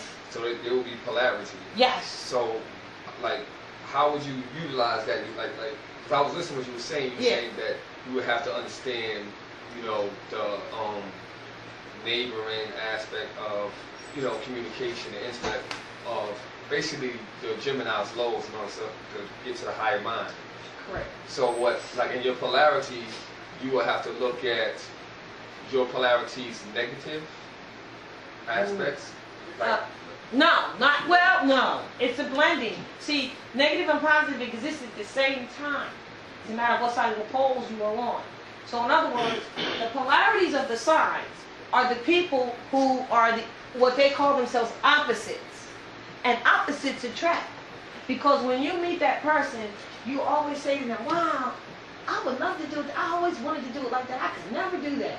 But they can do it. Or you'll say, I would never do it like that. You're doing what I would never do. But there's a compliment there because it's a reflection of what is and what is not. So your polar reflection sign is absolutely your best mate. So the polarity will use only. Absolutely, because it is a reflection of your soul. A man's business is about reflecting. Okay. All right? You understand what I'm saying?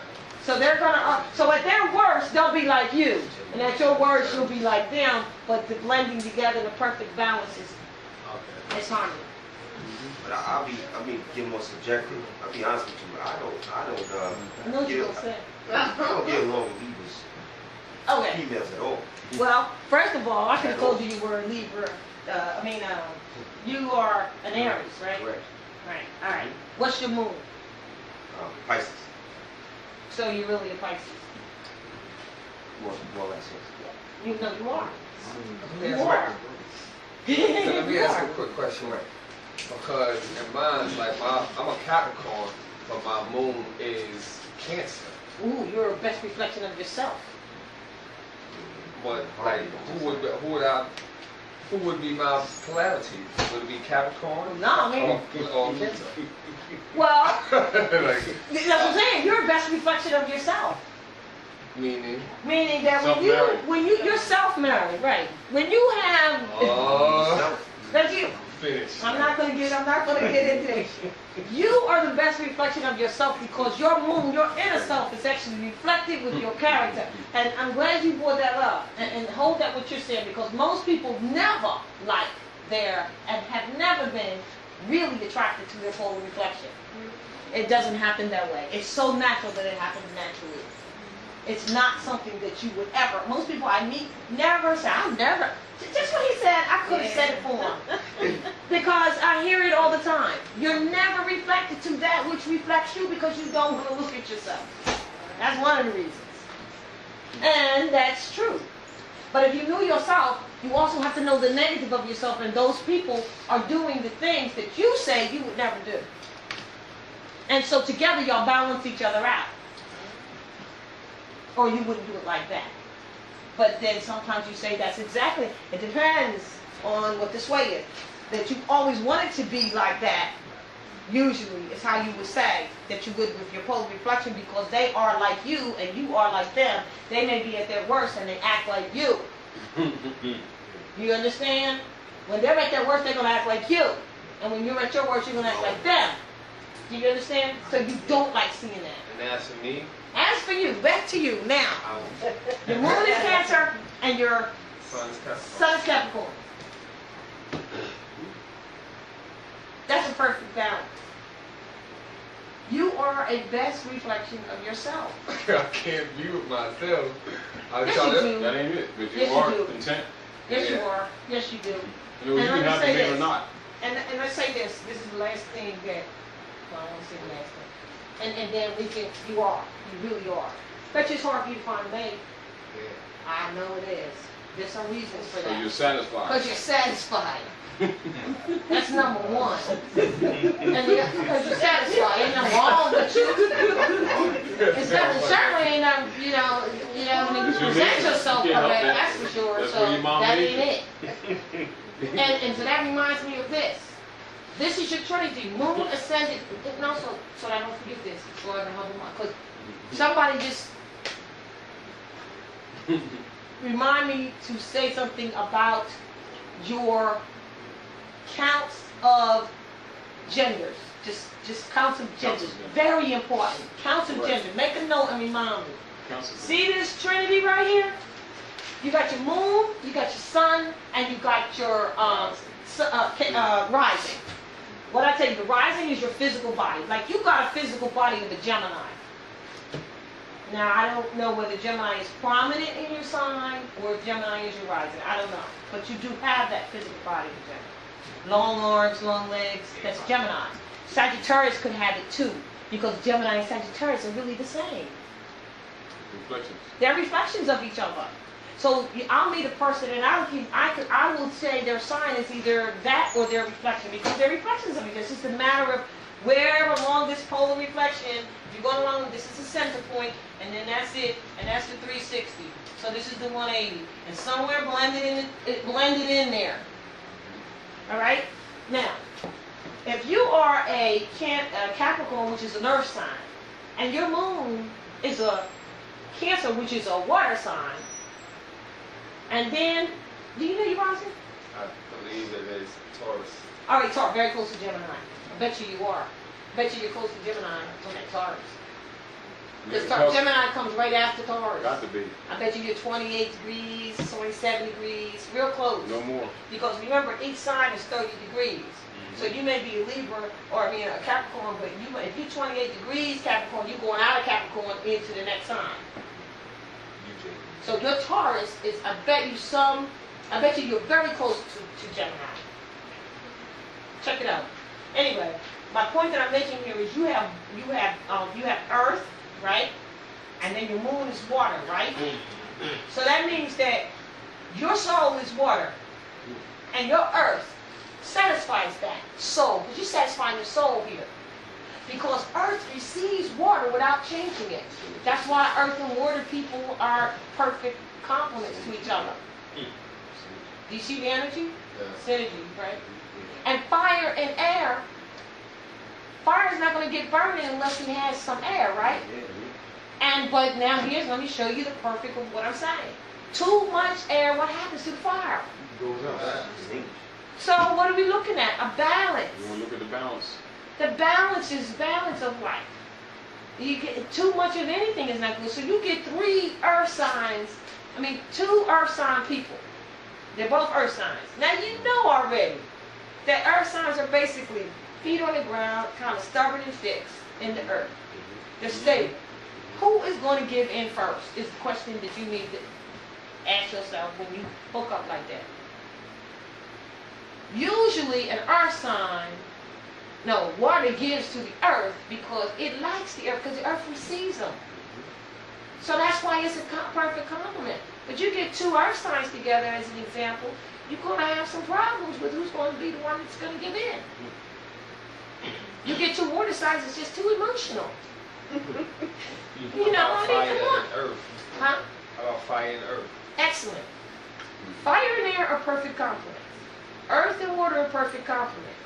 So people ask me, what about this or that? Well, all of this is complementary to each other. I know an earth sign, fire sign person who really the only person that can really put her in check is another earth sign. Do you know why? Earth? Yes, surprised, aren't you? Do you know why? Does anybody know why? All right, what puts out fire? Earth better than water. Let's see. Oh, yeah. What puts out fire? Sand? Water. All right, he already said it. I was trying to get you. If you went to Boy Scouts or Girl Scouts, right, you would learn this. I don't know if they even have Boy Scouts or Girl Scouts anymore, but it doesn't take much to know this if you go on campus. Is that when you put fire out, you put it out with earth. I mean, it's not practical to throw earth on your house to put a fire out right now, but the real deal is an element, is that earth puts out fire. And that goes along with what I told you I had studied that you asked me earlier about that pattern. And so, and I want to get to that. But I just want to show you that this is what happens when mother does not have her children in harmony with what we have called the rhythm method. And I know all the sisters have heard about the rhythm method, and we look at it as being, watching when our period comes on, because we're in tune with nature, right? So the rhythm is really the rhythm of the universe. It's the ebb and the flow, the in and the out. It's coming in, it's going out. Ebb of the flow and the flow of the flow of the energy, period. How you utilize it, I just told you the qualities. And the elements. You're going to be fire with it, you're going to be water with it, you're going to be earth with it, you're going to be air with it. Air people are communicators. Naturally. Don't care, they're communicators naturally. Earth people are stabilizers, naturally. Water people are beginning and ends, psychic, people. More or less. And fire people are they start some stuff. That's their job. And they may do it in a whatever kind of way, depending on where that is. back to, well, I'm going to get to that, but you understand now that you're the best reflection. Now let's just say, I'm going to give you this example. I always use this example, and I happen to know someone like this. They are a fire sign. Let me show you how messed up it is when mother doesn't do what she's supposed to do. They're fire. Their moon is earth. That's why I had to tell you about earth first. Because earth puts out fire. And their rising is earth. So their moon is earth. And you're here to follow the dictates of your soul because your moon is your soul. And so this brother here whose moon is water is very satisfied with his characteristics because it's going to carry out the dictates of his soul in harmony. But this is a problem. Fire, I'm sorry, I don't have to erase it that quick. Fire and earth, that's a problem. This is a person who never seems to get their stuff off as they literally can't even maybe speak to say what they want to say. Could there be some like impediments to speech? No. Find out where your range is that makes you have speech impediments. Probably in the third eye somewhere. No, what I'm saying is the earth is holding back their fire to the point where they hesitate to even say what they want to say. I mean, it can be that extreme. So what about the reverse? Like 2 fire and 1 earth? 2 fire. I mean, like if the fire was earth and the other 2 earth. Well, first of all, 2 fires and 1 earth. 2 fires, and the earth is the moon. I mean, the earth is the sun. The earth is the sun. And the other 2 are fire. Just kidding. Oh, it's a volcano. Problem. And that's why I'm giving you this, and this is a psychology. That's a volcano. Here's what's happening, right. Here's what's happening. You got earth putting out your soul, the dictates of your soul. Right? And the way in which you express it. Same thing. You're going to have conflicts with yourself. You will have conflicts with yourself. I got one. Contradict yourself. You contradict yourself, right. You got air and 2 waters. The air is the sun. Yeah, I get it. The moon. Air and 2 waters. Yeah. Gemini passes the moon. Ascending is Cancer. Well, first of all, let me before I say that, we're talking about what if you got that. Yeah, I got it. I'm not talking about you. We're saying what if you got that. What we need to also recognize is this. Correction on these things are as such.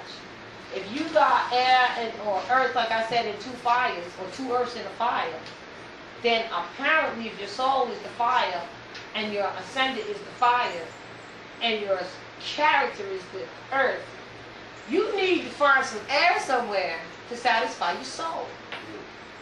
So look through your chart and see where the air is from. And through that aspect of life is how you will satisfy your soul and balance out and express yourself. But first and foremost, you out of tune a little bit. It doesn't mean it can't be corrected. It means that only can it be corrected through your understanding of the what? Elements in your conscious mind of this. Are you following what I'm saying? So don't sit and say, well, oh, I'm messed up. You're not messed up. You just need to understand how to correct that. Know yourself. So, did I answer your question, Lacey? I was hoping you was going to break it down. I'm going to break it down for you. I'm going to break it down. Well, tell me what it was again. Air and 2 waters. Air is the sun? Yeah, Gemini. And 2 water signs? Yeah. Oh, I can take that right now. Every time you say something, people think you're just being too emotional. Yeah.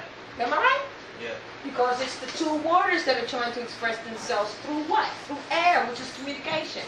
Which means when you start speaking, it becomes emotional. Because the depths of yourself,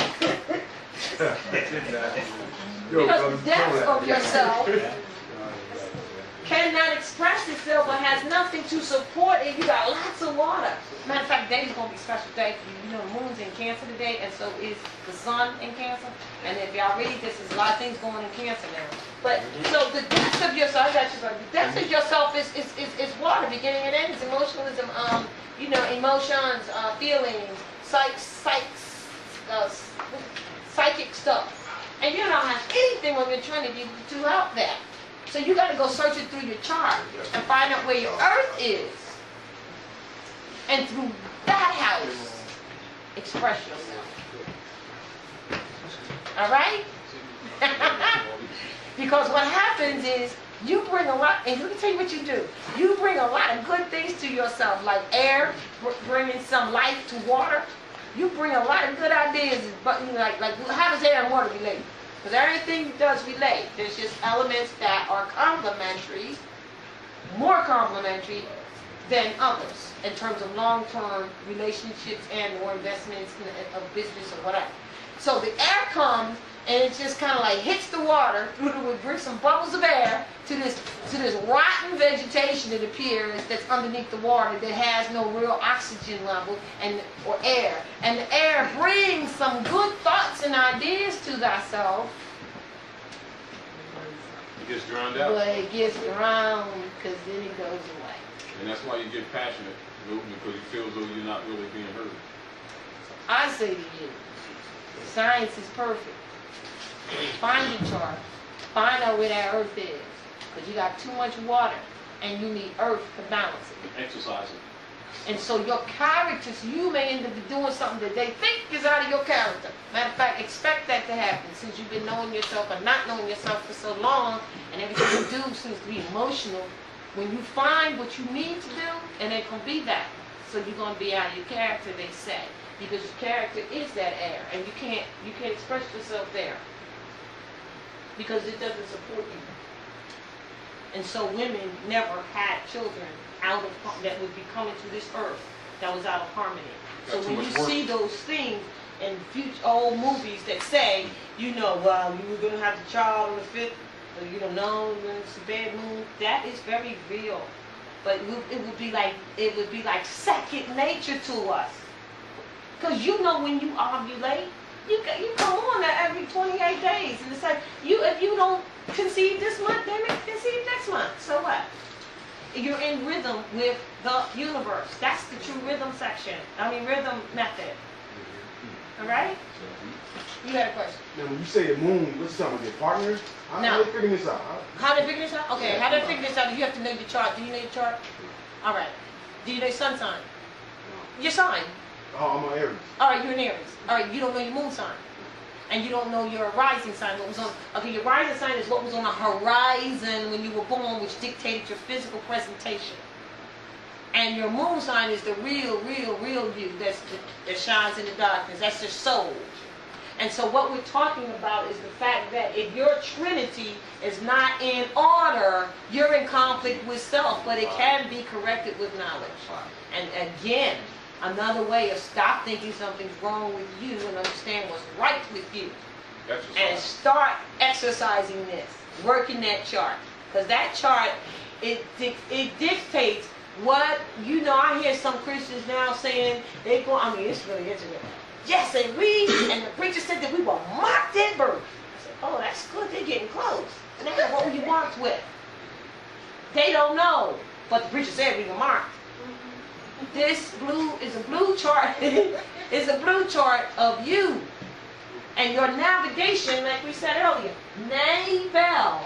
All right? Navel. All right? Navigation of the elves. Gods. The gods. And once you're cut from your mother's navel, you begin that navigation on the earth plane. And you running around here navigating without a chart. Without a plan. Causing havoc. Gotta call on the Lords. You gotta call. Thank you. I got you. You gotta call on the Lords, because I just told you that the Lords are the astrology signs. They are the Lords. And they are the Lords of the houses. Of the mansions. Of the mansions. And so they rule one of those mansions. Because there's 12 houses or mansions, right?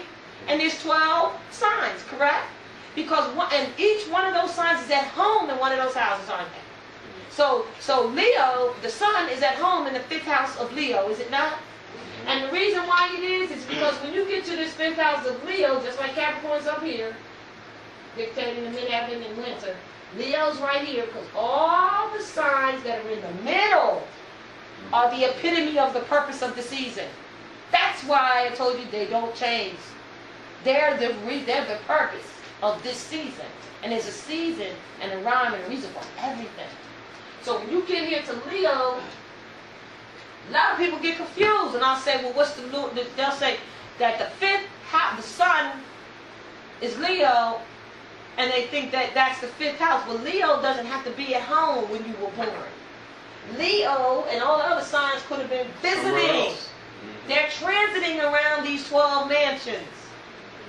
You follow me now? And then the third thing are the planets, which are also transiting. This is why him and I can be born on the same day. We might be different, depending on the time. This is why twins are different. Because when one came 2 minutes later, the ascendant could have changed. Or the moon moved at that time. You understand? That's why no two people are like you're not meant to be alike. Except for astral twin, right? Okay, astral twin because of, like what did I say? For every opposite for every action is an opposite and equal reaction. But that astral is really the etheric spiritual you. Because there never was a time when man was not. You will, that's why you have eternal life. So that astral is the spiritual. And so when you go to sleep at night, you hook up with that. And you cannot stay awake longer than 36 hours. Can you? You'll fall asleep where you're standing. You must go back to the astral plane, right? Mm-hmm. So which is real, this or the astral plane? Astral plane. So you're here for a reason, aren't you? Yeah. You're here for the trials and tribulations of this. And how can you get there without you're a navigator. You got a reason to be here. You're a navigator. And you don't have your chart. and the ship is round and it's got little knobs, right? Everything is 360 degrees. Navigation. Question. Oh, I'm sorry. No, sorry. Yes, sister. Is that why you see your ancestors in your dreams sometimes? Why you see your ancestors in your dreams sometimes. Let me just say this, because I'm feeling this right now. The Spirit is giving me this right now. If you know, and you need to know, if you didn't know today, before we came here, you need to know now and forevermore, that you are a spiritual being having a physical experience, then we answered that question already, didn't we? And the reason that you're here is because there is something you need to experience on this physical. You need to, some babies come and they die and they call it crib death. Maybe they were a cesarean child and didn't get to come to birth now. And that's the only thing that makes them complete of this experience. Some children come, and this sounds really crude, but it's the truth. And they are people who come here and they are abused. That's because they abused somebody in their life before. And they came back. That's life, right. They came back to correct that and bring that to the attention, because when these things happen, everyone is affected. Right? Because we need to correct that. And quite frankly, a lot of we women have experienced that right through our families. But that's because of the debasement we have in what sex really is. Sex really comes from the word even. This is the six-pointed star. Sextile. Or the sextile, but I told you the perfect union of men and women is 6 points on it. That don't mean you need to have 6 people to have sex. That means 2 people, one trinity with another trinity. Alright? It's not to have been abused like we have done and debased, but we've been taught and trained to do that. And right now I think that people are becoming more and more what we call celibate and asexual? No. Well, actually, also, this is a good time to bring this up too. And somebody's still holding on to my gender, right? My gender question is that women bring everything here. We got that. Oh, and back to, we're bringing in men that are more sensitive because we asked for men that were more sensitive. And now that we got them, we're looking at them like, where the hell did they come from? Because we created that. I'm not saying there's anything wrong with it. I'm saying we need to understand it. We complained about men. They need to be more sensitive, so here they are. They're more sensitive, darling. Now what? And women are being more masculine. Don't mean that they necessarily sexually want other women. That's neither here nor there in this what I'm presenting. But they're being more masculine because they're getting done what needs to be done because the sons are not doing it because you're the teacher. Do you understand? You control all of that. All of it. And we've given it up to some other entity. And then we sit back and complain. We got cooked still. Alright? So the spiritual thing, again, is this. We are so disconnected that I could sit here and tell you of a spiritual experience and you could maybe tell me of one too. And suddenly I'm amazing and you're amazing. Wow, is that really happening to you? Ooh, you got the gift. Ooh, you can really talk to the spirits. Wow. That's not uncommon. You are a spirit. You see what I'm saying? And we revere, you know. Okay. I have a cousin who's about 9 months younger than me. And she died because she had hysterectomy. And something happened to her. But I wasn't aware that it had happened to her when she was young. When she was young. When she was young. And she made it clear to you. So you could fix it in the family, didn't she? So you could know it, be aware of it, and fix it. Keep it from happening to somebody else. Am I right? Well, see? Because we're here to uplift fallen humanity. Right? So she willed, and her will to be done. Like I said, first you think it, then you speak it, then you write it, put a spell on it because you spell it, and you will it to be done. And if she left here with undone work, she wills that to be known. And so thy will be done. And so she just used the spiritual to tell you that. There are many people who may have done you wrong. And I know a lot of women have come through this in their families, their fathers, their aunts and uncles and stuff like that, you know. And again, that's mother's fault because she should understand and protect the child. And don't put so much trust in it. But if they have done you wrong, they may not correct it in this lifetime. But they will correct it when they go. And they will tell someone, or you, or they will do something if they're too embarrassed. Maybe they got a lot of Capricorn and they don't want to stop, they're worried about what they look like. They might do something, you understand? They might do something, maybe it's in their will, their actual physical will and testament. That's what last will and testament is. Stuff that you wanted to get done and didn't get done. That's where they even came up with that whole concept of. They will correct it because the universe will correct it.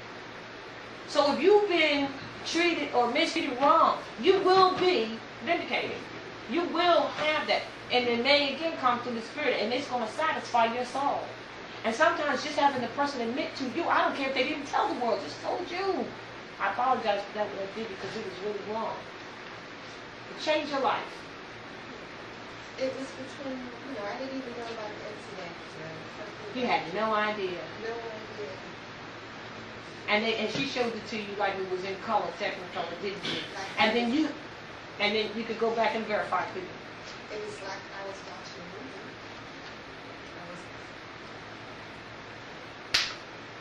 movie. And everybody thought she was crazy. She had tried to say that before. But it was in a dream. But it was in a dream, so it had all the right colors and it was in the right place. And I was sleeping because I was on the astral plane when she talked to me and told me this. So maybe it's not real. Huh. But you found that it was real. But I know that it happened because I was present. You were in it. Life, but I didn't realize that's what was going on. All right, so she came for you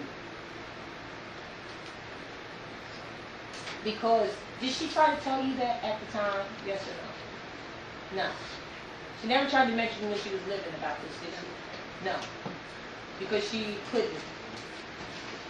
And because you were probably in a situation, we built it out, but you were probably in a situation where you would have been the one that she would have talked to if she could have. and you were there, so she proved to you that it happened. For you to learn something. You did learn something. So again, we're spiritual beings having a physical experience. We must keep that in mind. Remember that. You had a question? Yeah, I had 2 points. Yeah. You keep you're saying that if you have a rising your sun and the moon not in harmony with each other, then you have to go into your chart, deep into your chart, and harness that and use that energy, maybe to balance you out some way, shape, or fashion. I know my chart. I know it down to the letter, and brother know, because Brother Bad had talked about it just 2 days ago. Aries, character. Yeah, Aries sun. Well, your character, that is. Yeah, character, of course. And that's the sun, that's the political sun. Right. Pisces moon. Oh. Pisces moon. Yeah, my fourth. Pisces moon. I'm losing bliss now since we. Yeah, I understand. And which is water. Right, water. And Sagittarius is right. Alright, so you're fire, and water. Right. Now your moon is water. Right. It's not Steve. Let me tell you what you do. Huh? Did you say you didn't like Libras? Nah, I don't women, not the women. I vibe with. You just don't attract to them. Don't attract to the women. They're physically attractive, but I don't. Something about their ways I find them to be quite manipulative, and something about them I see them like that.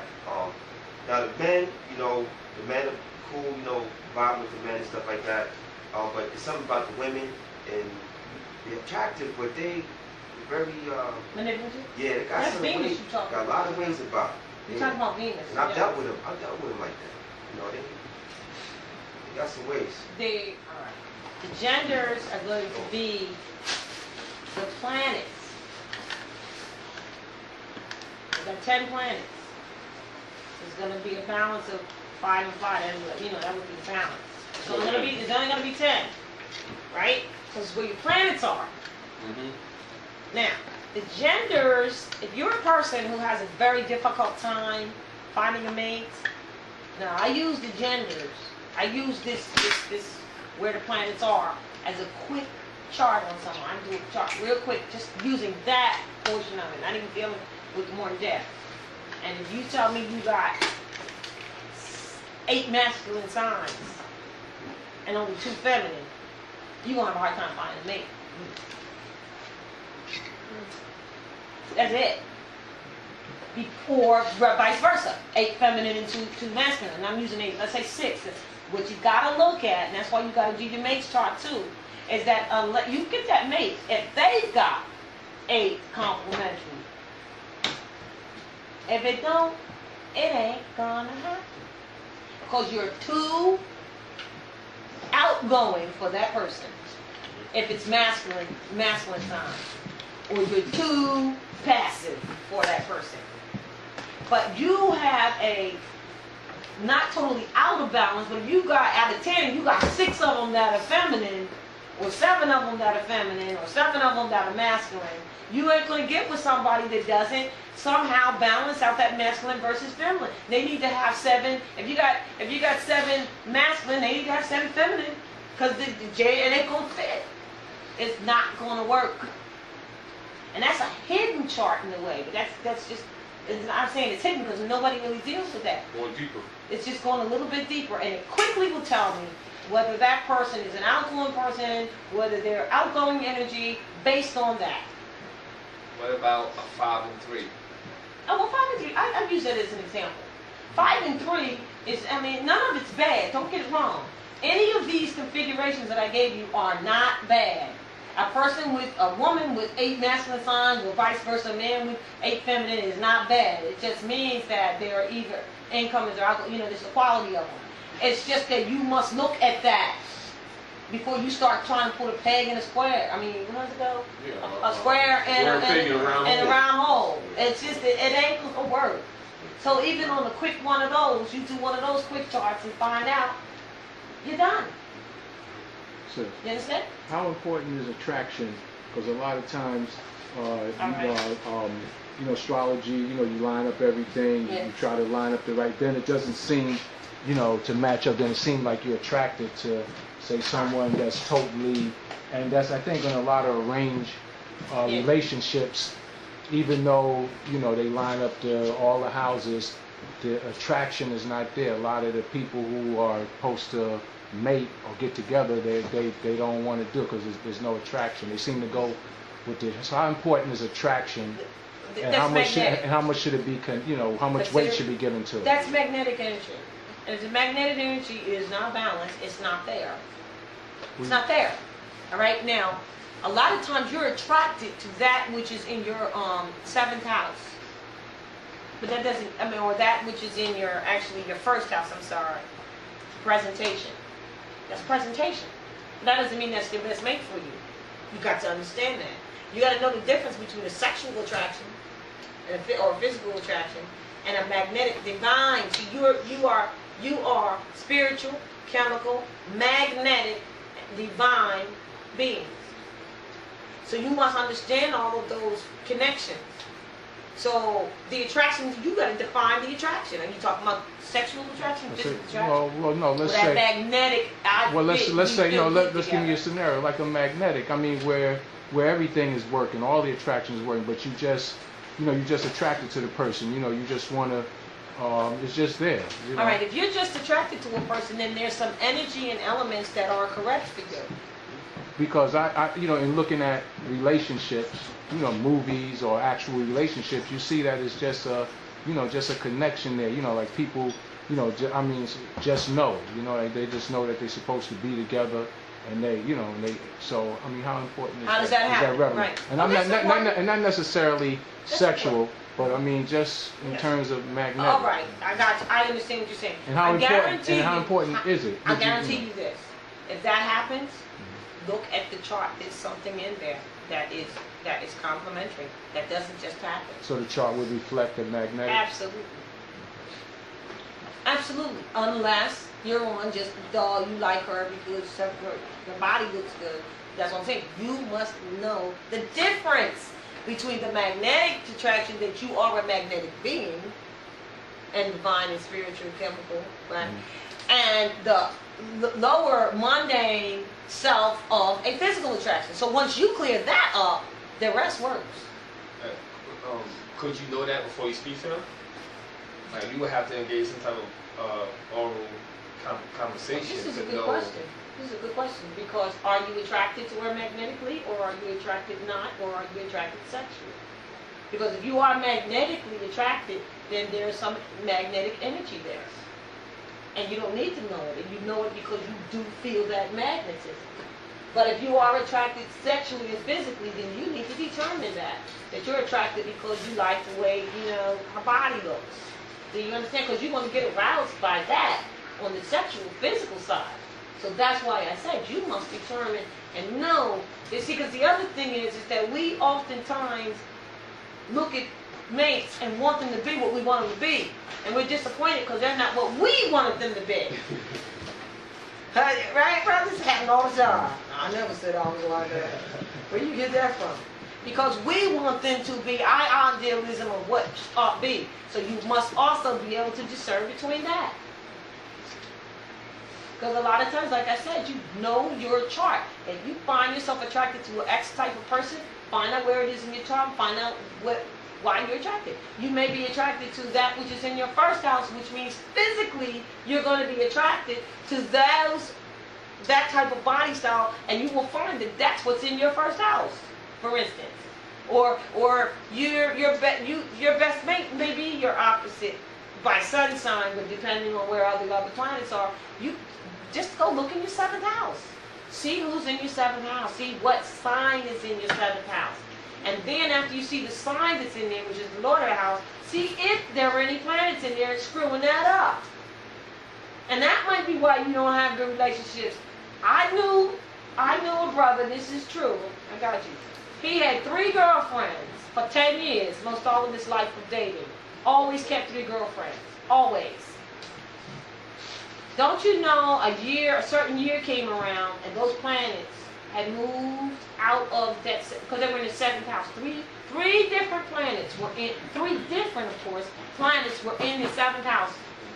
The year that those planets moved out, which takes a long time, you know, because if you're born January the 2nd, 1957, you look at January the 3rd, 1957, that indicates the first year of your life. And the planets aren't going to change that much. So you can go back to your life when you were 5 years old and you had that traumatic experience. Just count the day, not the year, the day, and it'll show why you had it. Because it was something that had to do with the planetary configuration that caused that thing to happen to you. Aspects. As aspects. So when these planets moved out, suddenly in his life was different. He realized, oh my God, what am I doing with 3 girlfriends? He dropped all of his girlfriends. His life changed. I did a chart on him and I said, well, those 3 planets moved out of your 7th house. Do you follow what I'm saying? Yeah, it's like that. It's like that, really. And so that's how you plot what you're doing. And I wanted to say this. I slipped my mind. I think somebody else. You had a question. Yeah. I just wanted to ask. Is like you say the house is find the planets in your house. Oh, yeah. Is the houses the same for everyone, or everyone has different houses? Good question. The houses or the foundation. Everyone has a first house of self. Find out what's in it. What's happening in it. What planet. Everyone has a second house of possessions and finances. Possessions, I'm talking about clothes in the closet, food in the refrigerator. You know what I'm saying? So, furniture in the house, possessions, and finance. So you're saying certain things are basic, all of like, I guess No. The 12 houses are the 12 facets of your life. You got the first, whatever's in your first house may not be what's in my first house, but I got a first house and they're all the same. In other words, those 12 houses are, the first house is the house of self and happens to be governed, or the lord of it is Aries.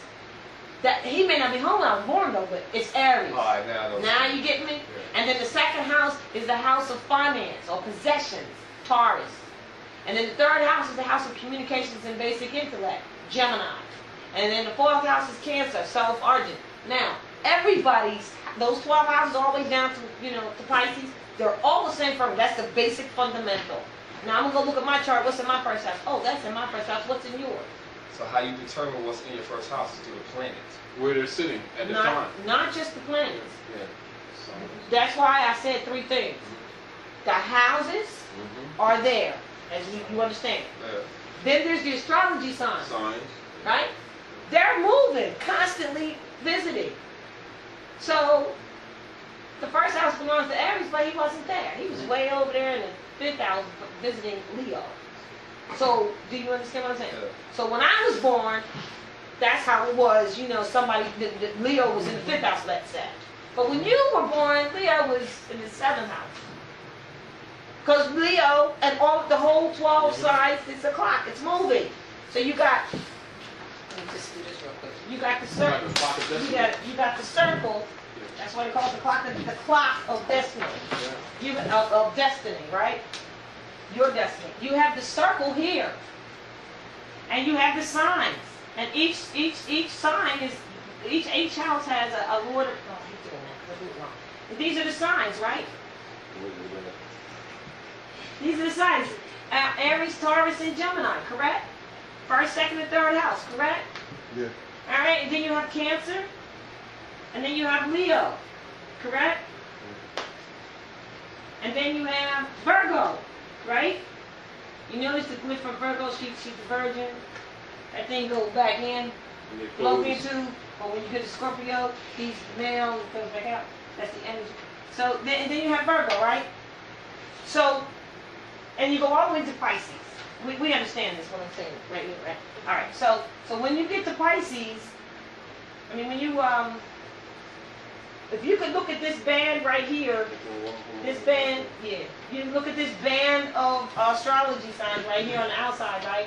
And understand that they are constantly moving around these houses. House 1, House 2. We're going to say that these houses do not move, right? You follow me? They don't move, even though everything moves in the universe. Signs do. Right. Signs move around. This is Sagittarius. There's 2 things that's happening. I'm sorry, the Capricorns belongs here. Two things that happen, and then Maybe one more line. I'm Mr. Aquarius. All right, Aquarius, which is the 11th house, and Pisces is the 12th house, right? These are houses. Let's have them standing still for a minute. These are the signs that they're in order right now. They belong. But guess what? This whole thing is constantly moving. Can we show the camera? Yeah, I have a graph that I'll bring next time. Yeah, but for the camera, for this the inside circle are the houses, right? Right? House 1, 2, 3, 4, 5, 6, 7, 8, 9, 10, 11, 12. And the signs are next to the houses that belong there. Aries belongs to the first house, Taurus to the second, Gemini to the third, Cancer to the fourth, Leo to the fifth. But when you were born, because this outer band is the clock, like tick, tick, tick, they're constantly moving. You got me?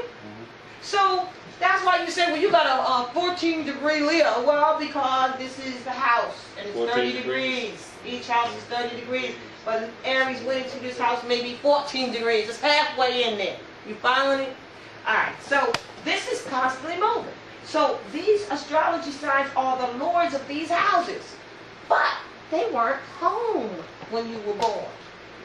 Aries and his wonderful pioneering leadership qualities, which we should stop just talking about the bad side, was applying them all the way over here, maybe in the 6th house, because he was in the 6th house. And everything follows. You see, and everything follows in sequential order with these. This never changes. It's always going to be Aries, Taurus, Aries, Taurus, Gemini, Cancer. They're in order, right behind each other. So do you understand what I'm saying? That they're moving, right? And then there's one more third aspect. The planets. Where are they? Because they too govern one of these houses. But you know they're not always home. Because they're constantly moving. And affecting generations of people, some of them. Uranus, Neptune, and Pluto. That's why that thing you have that says cosmologically speaking is based on the undertone of the psyche of a whole generation of people. Influenced by the planets, which is what this whole thing is about. Because without the planets, we would have no effect, because the planet shines its major energy through this house, and it just so happens that somebody's in that house, and through it will filter that energy and present it in a certain way, in a way that Taurus does. For instance, do you understand? So find out, you got your houses, find out where the astrology signs are, because they're affecting those facets of your life. If you got something in the 5th house, and you've got Taurus in the 5th house, Taurus's energy is affecting your 5th house energy. Good or bad. It doesn't matter. It's not about good being good or bad. It's about it's about knowing that energy. You understand what I'm saying? It's about knowing that energy. Now, what about a person who has, so then we talked about the planets, right? So that's the 3rd level. So I know that if you didn't know this, then you still don't know yourself. Until you know this. Because the aspects of the planets is the whole purpose of the thing. The aspects of the planet is the reason why you look in the newspaper and you find the sun, tring, let's say Neptune today or something. And you don't understand what that is. Because those are the aspects. So what does this mean to you? This means you only got about 5 or 6 that you really need to know. It means that a trine is 120 degrees away. So you got Capricorn. Got Capricorn. I know this isn't perfect geometrically. You got Taurus, that's 120 degrees. Why is it 120 degrees? Because it's 30, 60, 90, 120. That's why. It's math. It means it's 4 signs away. Anything that is 4 signs away from you, 120 degrees, is in harmony with you. Because it is not causing aspects that conflict. So when you look at this chart and you see something 4 signs away, or you see the trine, you already know it's 4 signs away and it's in harmony. And guarantee you, I don't care which way you take the chart, if you go to Capricorn and you go down here to 4 signs away to Taurus, guess what? They're earth signs. So you go from Taurus and you go 4 more signs and you go over here to Virgo, guess what? It's an earth sign and back again. And that's the Trinity, and that's peace and harmony. Because earth signs are definitely in harmony with each other, just basically because they're earth. You understand? And so Down then to you earth. have a sex tile. Look at that, sex tile, good aspects. That's every other sign, well not every other sign, but every fifth sign, harmony. So you know that the trine and the sextile is a good thing, right? You know that the square is not so good. Why? It ain't that it's bad. It's because now you're talking about a square that's taking the energy, and from each 90-degree angle, you got this energy confronting each other. Who gonna win? You're on your square when you are able to challenge, to step up to the plate and take the challenge. So being on your square is a good thing. Because you're going to be challenged. That's why when people say when you go into the courtroom and be on your square, don't think you're going in there and you're not going to be challenged. That's what being on your square means. Meaning know that there's challenging energies around you and stand up to it. So when you see the square in the newspaper, you know they put a square something, and then you see this. You see a conjunct sign, right? A little circle with the thing sticking out. What's that mean? That means two signs are in the same place within 20 degrees of each other. Neither good nor bad, depending on what the two energies are. That's why you got to know the energies. Because if the two energies of the two planets are good with each other, then you cool. If they're bad. But if me and them, if he and I are in the same group, when we're in opposition, you got friends like that. Like I said earlier, they're cool, but don't put them together because there'll be a fight. Because their energies are like that. Same thing with the planets, and it represents that. So now you have a person that got 5 signs, 5 planets, maybe 6, 7, in the same sign. You ever seen that? Heard anybody do that? No, because if you really haven't looked into the charts, you wouldn't know that. Some people have 5 planets or 6 planets in the same place, huh? In the same sign, I know. Yeah, I know some You know some people like that? Yeah.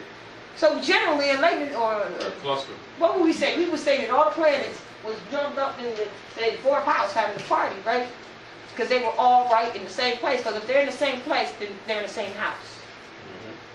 So they was in the 4th house having a party, or the 5th house, or wherever that may be. I mean, you got to look at it that way.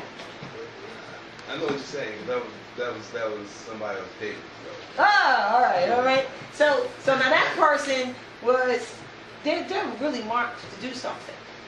Because when they were born, all the planets were lined up in the same place. That's if you have 4? Well, 4, 5 is very prominent. 4 is prominent too. There's only 10. Usually represents a prominent action. Yes. There's only 10. So, you know, when you get to 5, that's half and half, but it's really more prominent because the other 5 aren't going to necessarily be in another place. I have not seen that yet. And then I got one more other thing to ask you. When you meet a person, you ever, because I had this happen in the last lecture, was that they raised their hand and they said, how come I feel like I'm a little bit of every sign? Anybody in here? Did I win? Not really. And so, just so happens that there are some people who are born with the lords of the houses in or at home when they were born. And all the signs. That's powerful. All the houses. Those are the two, yes. That means Aries is in the 1st house when they were born, Taurus is in the 2nd house. This is rare. It's rare, but not really rare. Statistically, you know, as the wheel turns, it's not really rare. But that means that that's the person. You ever meet a person that knows everything about everything? A little bit about something about it. But more importantly, you ever meet a child that says, "Mommy, I just know." And then we try to breed them down and we don't mean to. Wait, how do you know that? You're not supposed to know that? Because they have all of the houses lined up, and they did come here just knowing. They're not here for the purpose of finding out this type of combination. They're here to look. All you got to do is look at where the planets are, and that's what they're marked for to do this time. They're very close to being out of here or becoming perfect. However, those who become perfect come back sometimes to help others. So when you're perfectness, you're still coming back here. You so-called gifted children have that? Yes. Yeah?